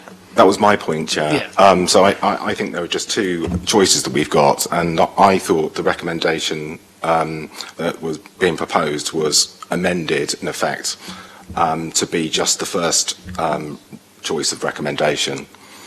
That does sound. So is it your advice, Peter, that if we want to make a comment saying we don't fully endorse this decision, that we do have to call in and ask him to reconsider it? I think if you want to add anything terribly exciting to it, I think that's what you're going to do. But when you look at the structure of what you're actually being asked to deal with here, and Councillor Bayer has kindly supplied it with me this morning, your options are very, very limited, in the sense that, you've got two linear choices, and if you accept that you aren't going to call it in that sense, it stands as Councillor Hunt made it. Not Councillor Hunt can make it, but we're going to tell him that in ordinary other circumstances we wouldn't have let it go through. Because you're confusing the pragmatism of the decision and you're extending it. He's made a decision as to whether it stands or not. So we are effectively, as Scrutiny Management Panel, risking setting a precedent that we do think Cabinet members can make these decisions without reference to GASC. Yes.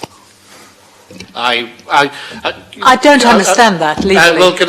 I've said Councillor Brown can go first, so can he go first, and then I would like to make a comment, because I've got quite a lot to say on this point. I'll just read the relevant bit. What it says here, the panel will either resolve to take no action, which is what I'm asking you to do, in effect endorsing the original decision, or refer the matter back to Cabinet or the decision maker for further consideration. So if you wanted to add any context to it, you could, and you would have to refer it back to Councillor Hunt. You could say, for example, we would thoroughly happy with your decision, assuming that you would consider doing these bits and bobs as well. But I think that's too clunky. I think you've either got to stick to what the current position is, which is the panel would either refer it back, no action, endorsing the original decision, or refer the matter back to Councillor Hunt to make further considerations, setting out the nature of your concerns. So you could add it to the concerns you've got, Councillor Smythe. I want to be consistent about this. I didn't think the decision was the wrong one. I didn't think it was sufficient of a decision when I advised Councillor Hunt in the committee. The point is, though, that we've learnt, and this has been a very, very useful hearing in that sense, we've learnt that our constitution isn't quite adequate. We've learnt it needs to be looked at when we do the constitutional review, which we're doing. And we've also learnt that there is a good deal of confusion in this area. So I don't think we should be put in the position of saying, and I'm paraphrasing, you're off scot-free, you did the right thing, it's all fine, because I don't feel that. But I do feel that on the balance of probabilities and the balance of the case, the pragmatic case, and the fact that Councillor Hunt couldn't possibly have, and as far as I can see, I've understood exactly what he said, and I can see why he's made the decision he did, like what Councillor Heaney said. Yeah. We've got to find a halfway here. Well, I think this is why, and Peter, you could correct me, but part of the reason, Peter, you allowed the call in on the basis of inadequate information. That's not necessarily a direct criticism of Councillor Hunt. It's saying that actually it's just all the issues were not considered, but considering the ones that he did consider, you might be happy with this decision. But the point is, you think there are things that weren't considered that we now think should have been. Is that correct? Yeah, that's very fair, Councillor Atkins. In the sense that this is one that would ordinarily be a matter for calling. Yeah. I accepted it on that basis. Unfortunately, it does mean that to do that, we have to call in. I'm going to go to Councillor Brown, then I'm going to speak myself, and then I'll come to you, Can I ask a Councillor question? Because this is about we've got a procedure Yeah. note in front of us here, which has a section 8, which actually has a description of what we do, and it doesn't seem to link up with what I think that maybe... So I think that's another confusion. Councillor Peterhouse and Councillor and myself had discussions with Peter Bowles, and we think that maybe you could clarify that point slightly. Can we refer this directly to GASC ourselves, or do we need to go back to the decision maker, Councillor Hunt, who would then refer it to GASC if he accepts that we think there was a problem? I think that's the conventional thing we've always done. Or he might not. You don't know. He might not, but there could be implications of that. Why I want to speak. Councillor Brown. Nobody else? Sure. Okay, thank you, Chair. And actually something that you just said, I think, strikes to the very heart of the matter, and that is that this is a call-in based on an assertion that the decision was made without adequate information.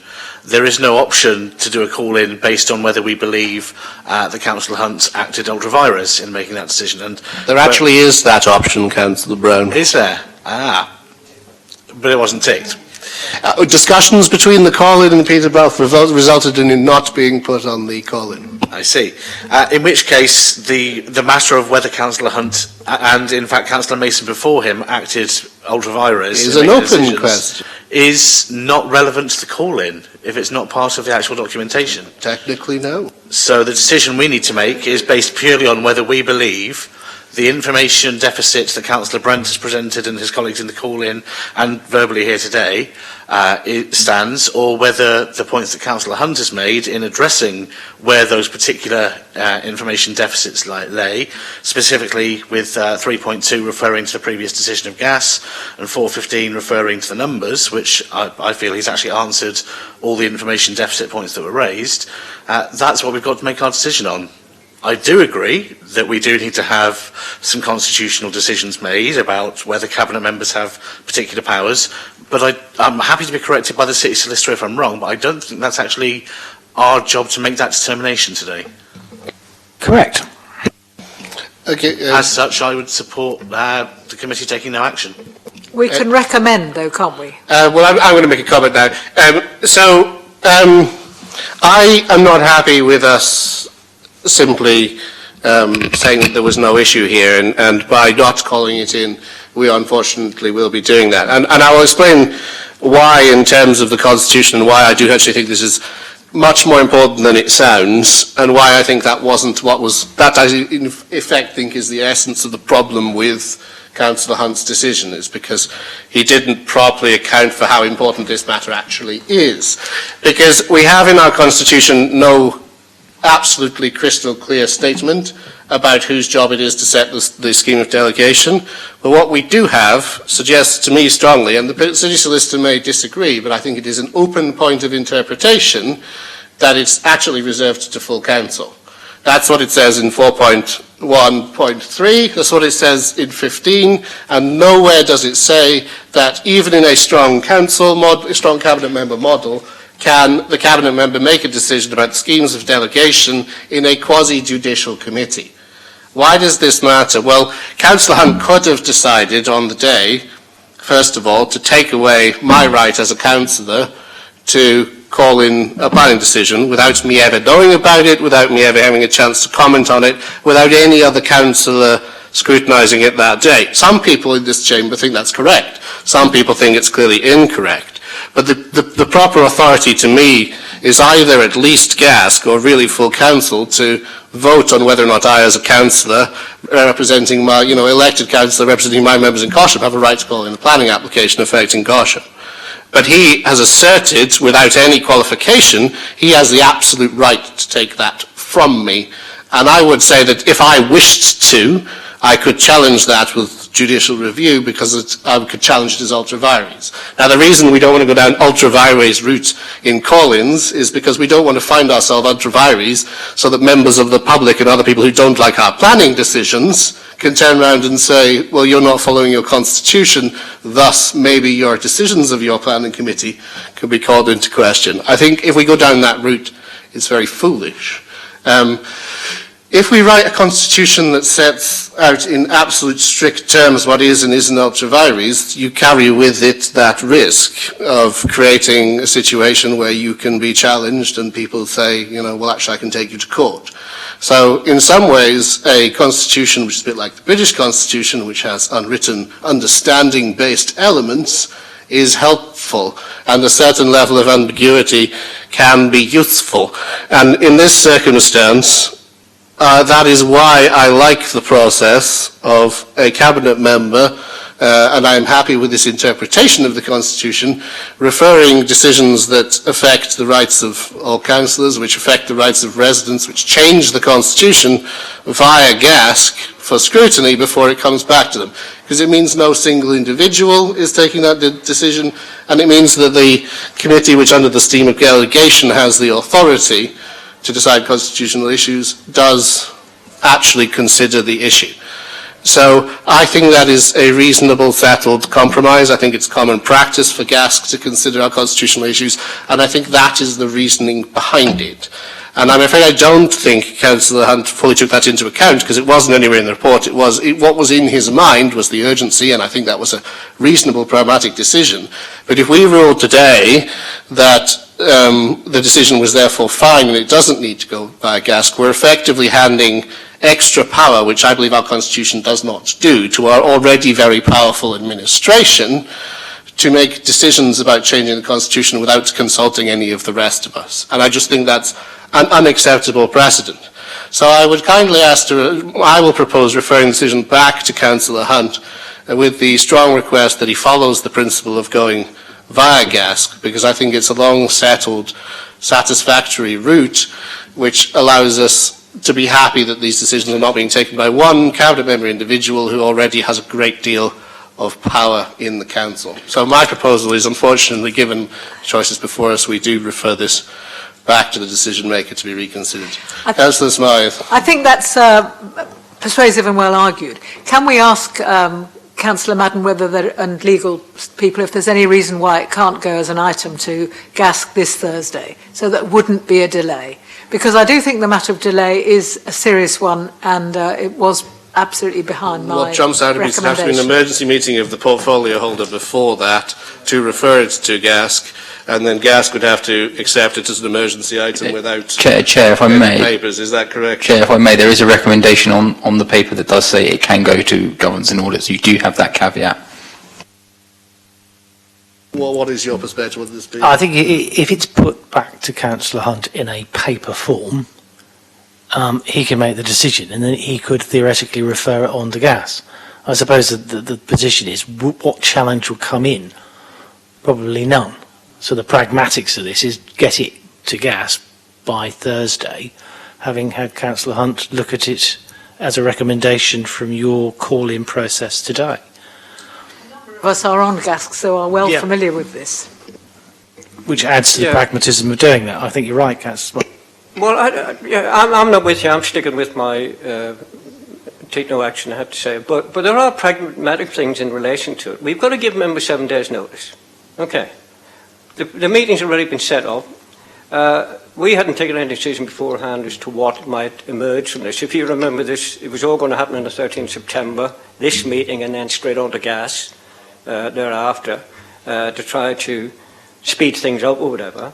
So I don't think to give it credit, and members of the public, of course, need to know as well. So I can't see that this can come on as any item other than to note, that's what it says in the meeting for Thursday, to note what happened here today. And I don't think it's fair. And if we are concerned, as we are, or have been, about making sure everybody's involved and everybody's consulted, I can't see that happening. And the very least then, I have to say then, is at least another 7 or 10 days, I suspect, and we all agree that something needs to be done in relation to the backlog, and here we are. And I have to agree with Councillor Hunt on this. The public won't understand it. Those people who are planning applications in, waiting to be done, won't understand us sitting here crossing T's and dotting I's and going over, paragraph 1-4, section G. I mean, it doesn't work. And I think that we should decide to take no action, get on with it, and look to the Constitutional Working Party to do something. Because I think Councillor Smythe is right. There's too much confusion in around that, and we need to clarify what delegated the powers they are, and that members understand them. Because the whole point of this, don't forget, was to have councils run as little governments when the 2000 Act came in, not to pick up minor points as people will see it, but actually to get on with what we're supposed to deliver. And, the amount of planning applications, and I know it's not the point here, it's whether things happen rightly or wrongly. Councillor Hunt did not take the wrong decision. He did not have inadequate information. He chose to make a decision, right? And that's the sort of thing we need to be looking at. He told us that he knew what had happened in the previous year, but knew or decided he could take the decision for various reasons. If there hadn't even been a late backlog, he may well have taken the same decision. I don't know. But I just think delaying this I think it's atrocious if we actually delay this decision that has been taken. And don't forget, it was in July that it was taken. Councillor Peter Harris. I mean, Councillor Madden's made reference to, if it does go on Thursday, that under the Constitution, under the access to agenda and reports before the meeting rules, that can happen. I mean, where a report to be considered a decision-making meeting has not been circulated in accordance with the timescale, under the access to information rules, an explanation will be given by the relative member or the chair. So it's already on paper. I mean, that can be given by yourself as why it's not been circulated. I don't feel even after today's meeting I'm competent to do that. Well, that's down to you, but I'm just saying that is in the Constitution because it happens all the time. I mean, I've queried, the reason I know this is because I've queried 3 things recently from a cabinet meeting that weren't on the agenda within the prescribed timetable, and that was the explanation I was given. It doesn't happen on JANS, okay. I know it doesn't. It will be out of our control. We can attach to our recommendations back to the Cabinet member that we would like him to reconsider his decision, we'd like him to refer it to GASC, and we'd like him to do it and request GASC that they hear it this Thursday in an emergency manner, kind of out of order manner, but with the explanation. We can request all those things. Ultimately, those are not within our control. The situation that we are in is we are in the position, and I think unintentionally, but my opinion on the matter is it is Councillor Hunt's decision that has put us in this position of either endorsing what I think would essentially be a constitutional power grab, endorsing the ability to change the Constitution without going via gas scrutiny, or to say that actually we think the decision was based on inadequate information because I don't think Councillor Hunt intended to do that, and so I think the inadequate information, I think the mistake here is that he has unintentionally put us in that position where the Constitution is going to potentially be altered by his actions not following the past precedents. And that's what I think he didn't fully consider. So that's why I am still going to have to vote in favour of referring it back to him. And I would definitely happily do that with the request that he consider it immediately and that it be passed on to GASC in time for their meeting on Thursday, but that won't ultimately be within our control. So that is the choice panels have in their voting. Councillor Brown, and then I think we should move to a vote, because I think we have... Thank you, Chair. And unfortunately, I must respectfully disagree with your analysis. I don't actually believe that taking no action is an endorsement of what's happened, because we've heard in this very meeting earlier this afternoon, precedent does not trump the Constitution. So just because Councillor Hunt and arguably potentially Councillor Mason before him chose to make a decision in a potentially non-constitutional matter, even though we agree with that decision, we're here to make a decision of whether or not we take no action because the issue of the information deficit has been addressed, or we refer it back because of the information deficit. We couldn't then say we should refer it back because we want the constitutional working group to do something else with that comment. I don't think that taking the refer back option is one that we validly have if we believe the information deficit has been addressed. I think I was fairly clear that I do think there was an information deficit and it was the constitutional implications. We have been told that if we don't refer back, it is in effect an endorsement of the decision. So I think there's a fairly stark choice before us, the pragmatism or the constitutional importance. I personally have seen the consequences of organisations that get into constitutional disputes, and it tends to get very messy, and I do think it's important, but not everyone may agree with that. Any other comment before we move to a vote? So I think we've arrived at, I mean, technically, I don't know if we have a seconder yet for referring it back. We do have a seconder for not referring it back. Councillor Bader-Harris. I'll second referral back. Logically, I would have said it made sense to vote on that first. I think it is an open and shut. Does anyone have a great issue? I think it's the one way or the other. I think there's no room for people to vote both directions. So is everyone happy that we vote first on referring it back? I do actually, because I think the proposal was first for the first point. That's fine. Like I said, it's our decision. So the vote before us is we are voting. If you will vote yes on this motion, the motion is that we take no action and we effectively consider that Councillor Hunt's decision was correctly made. So all in favour. Hang on a second. You're putting words. You're steering it. So word it as you wish. Yeah, you've just made up a completely different recommendation. No, you word it as you wish. Pardon? Can you word it for me then, please? It's worded for us already. It's literally worded for us. Does it make recommendations? It made recommendations.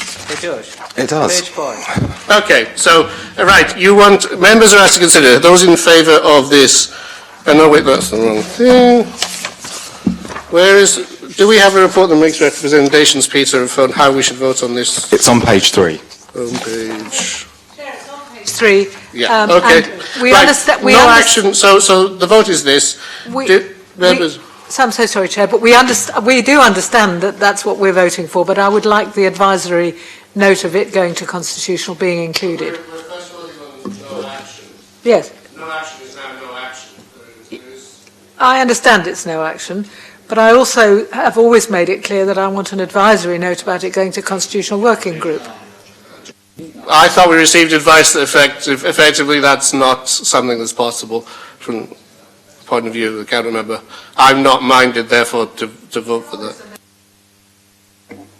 We would be advised that it's of absolutely no effect, and if we were to make that.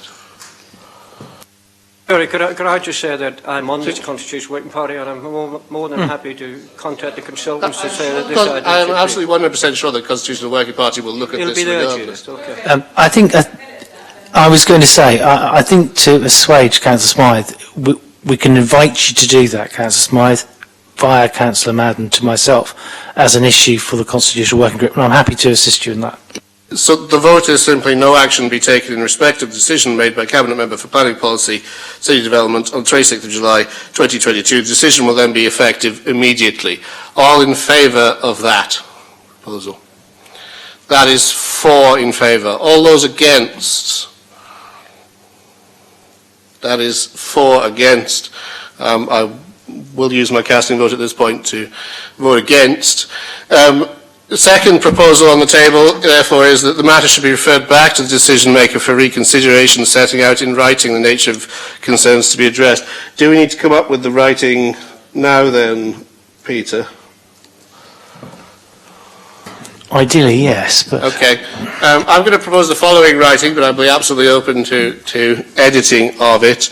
The decision taken and the report provided was based... is someone noting this down? Are you, someone scribing this? James scribing this? The decision taken and the report considered gave inadequate consideration to the constitutional implication of not following previous examples of referring constitutional changes to GASC for scrutiny before the final decision was taken, and therefore we refer the decision back to the Cabinet member to request that he urgently reconsider and consider making a decision which includes referring the decision to GASC in time for it to appear on as an emergency item on the agenda of the GASC meeting of Thursday the 28th. Chair, this does feel a bit that you're making it up as you go along. I am. That's what we're going to vote on. I'm allowed to. I know, but what it also means is that the councillor involved or the cabinet member involved isn't able to respond to what you've just said. No, he isn't. That's all entirely proper. It will now be voted on by the members, and if they agree with me, they will be. If not, we're going to have a discussion first about the wording. If anybody is unhappy with the wording who plans to vote for the motion, if you don't plan to vote for it, it sort of doesn't matter.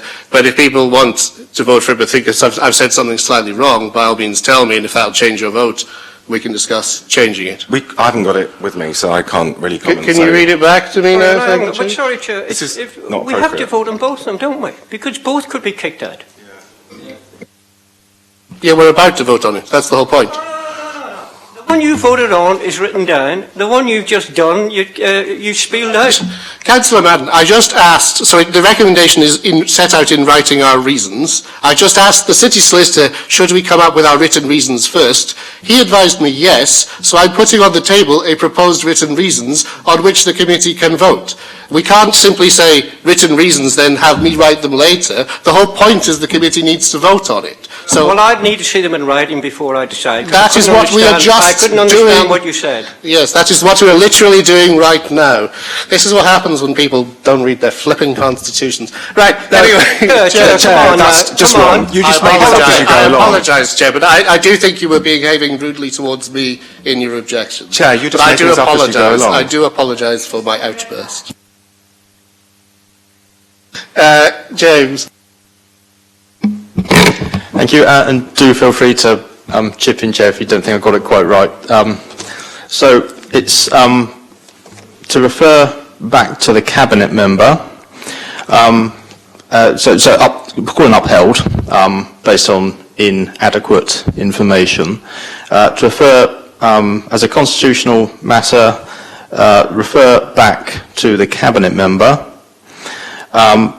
to reconsider and also consider the option of referring the matter to the GAS committee prior to making a decision.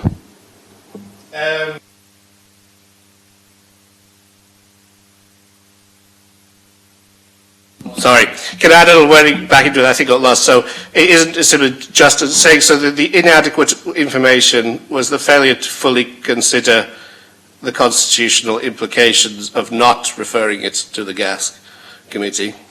Exactly where can come from the script. It can come from the recording. Oh, right, okay. But I think members want to hear it read back to them in exact wording before they vote on it. So, what should we do? Should we pull up the exact wording, or shall I just carry on? So I was saying, because the inadequate information was the failure to fully consider the constitutional implication of not referring it to the Governance and Audit Standards Committee. Therefore, we request that the Cabinet member reconsider his decision by considering referring it to that committee, and do so urgently so it can appear on the agenda of that committee, which is being held on the 28th of September 2022 as an exceptional item.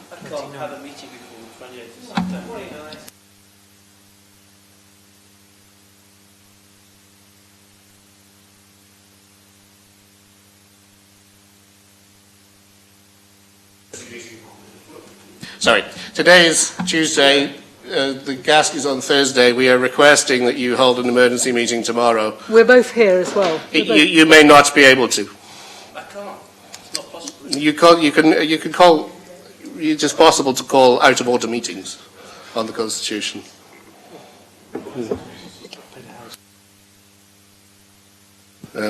You may decide not to, but it is possible to do. Yeah. No, I'm not here tomorrow. Right. Well, yeah, later today or on Thursday before GASC. You told me earlier. Well, this is simply the wording of the recommendation. This is simply the recommendation of the wording that we are voting on. If you decide not to do that, that is open to you. It is, I think, with enormous. It is with enormous regret we are referring this back to you, because I think none of us want the delay. Yeah. So in the motion, Councillor Hunt used his best endeavours to do it by them. Chair, I mean, there is a recommendation which does say it can go straight to the Governance and Audit Standing Committee, which is on Thursday. And I personally think, from pragmatism's point of view, it has to go back to Councillor Hunt anyway to ratify the decision. The fact it's gone through GAS, that would be the most sensible thing to do. I'm not sure it's within the Constitution for us to refer to things directly. It is within the recommendation. Back to the decision maker. Chair, but it is within the recommendation of the paper that we have been given today of what we're making our decision The on. whole issue today is about following the Constitution. I don't think we should do something which this committee is not delegated. No, it's not. It's about whether he had adequate information. I'm going to ask the Chair, if I may, just the City Solicitor, if you can indulge me quickly, that Can we refer it directly to item 2 of the recommendation does state, and I mean this is the paper that you would have written, and I probably would have, I would have hoped you have written it, and you have advised that we can go to the Governance, Audit and Standard Committee, and that sits on Thursday, and I think we all agree around this table that it is a matter of pragmatism and being sensible. It has to go back to Councillor Hunt anyway, so, you know, can we do that? Can we refer this directly to GAS from? It's certainly within your remit on the paper that I've put to you. I actually think there's going to be a minimal challenge to it, and I'm prepared to proceed on risk. I have to admit, I understand your position, Chair, but I think there seems to be a consensus going around the table that would be the pragmatic thing to do. Councillor Heaney? This is what our procedure note says, and I asked that question a little while ago about whether we could. I apologise. I thought clear it was answer. So if we can do that, I think we should do that. Okay. Right. Okay. So change by. So instead of referring it back to the cabinet, we are still referring to the cabinet member, but take away the part about him having an urgent meeting. And instead, we are also referring the decision to GASC to consider the substantive issues made by the decision made by the cabinet member, so that it can consider it as an emergency item on its Thursday meeting and report back to the cabinet member so he can make the decision as a matter of urgency, having had a consultation scrutiny done via GASC.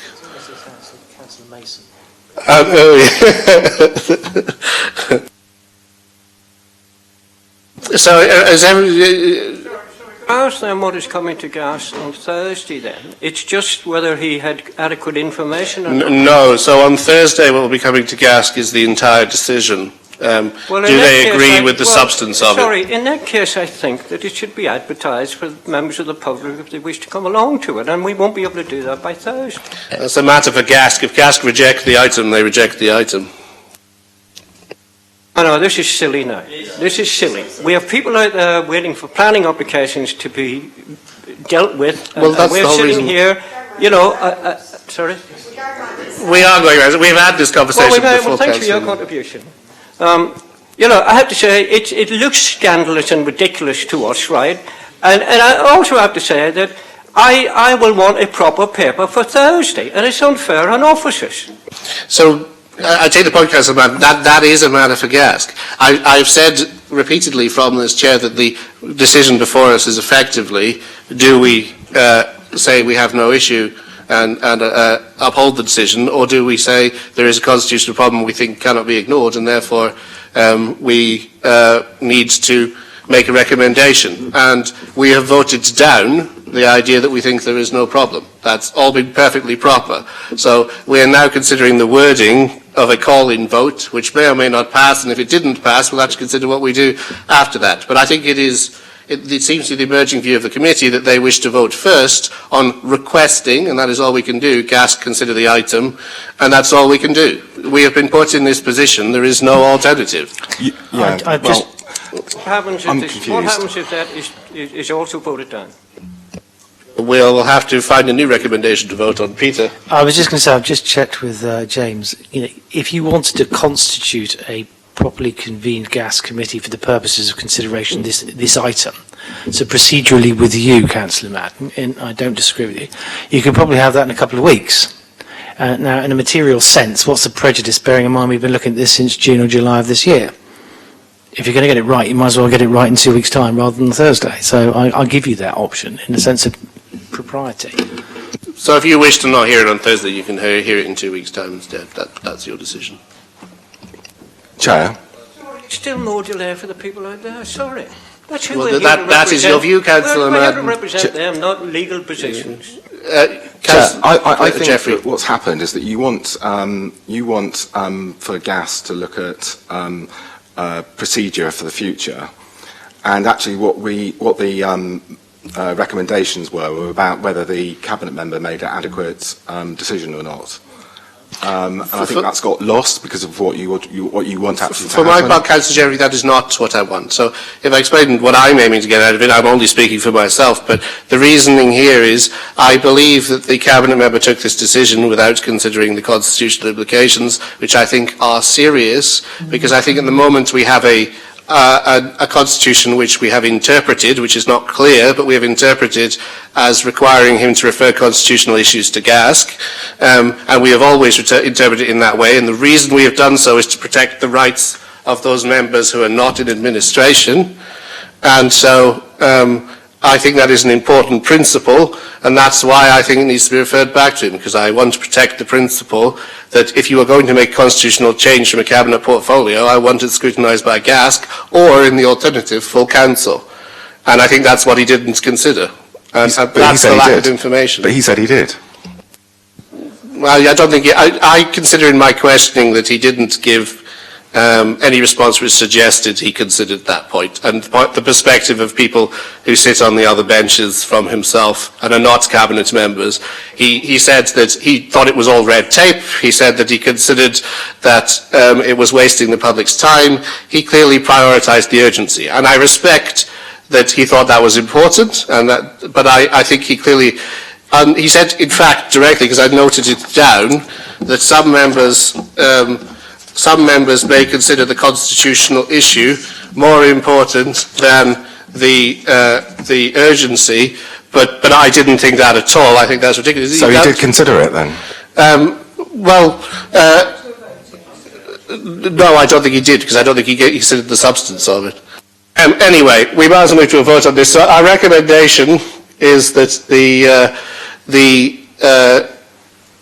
we consider that the decision was based on inadequate information because it failed to take properly into account the constitutional implications of the decision. We therefore refer it back to him for reconsideration. But in the meantime, we will also refer the issue to GASC, who should conduct proper scrutiny of the substance of his decision and make recommendations to him before he reaches a final decision on the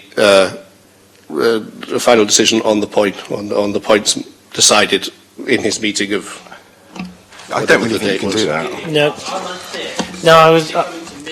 It's going to both, and GASC will make recommendations that will come to you in time to make a decision.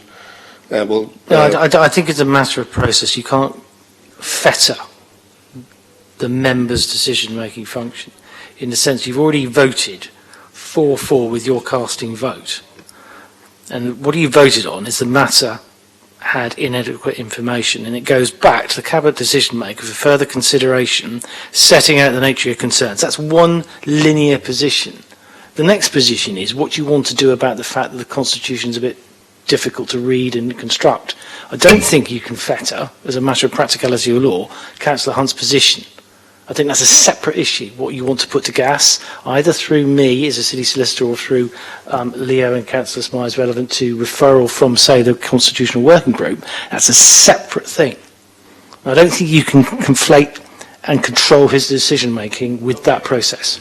So which, how did the Well, need to change what I well, you don't... didn't intend to, so I was going to say, they wanted to change. you don't have to change very much at all. You need to stick with, you're referring it back to Councillor Hunt for further considerations, setting out the nature of the concern. So you accept that he proceeded initially without adequate information. That's all you have to do. The rest of it is a separate issue. Okay, so we don't need to put that in the recommendation. Correct. Sorry.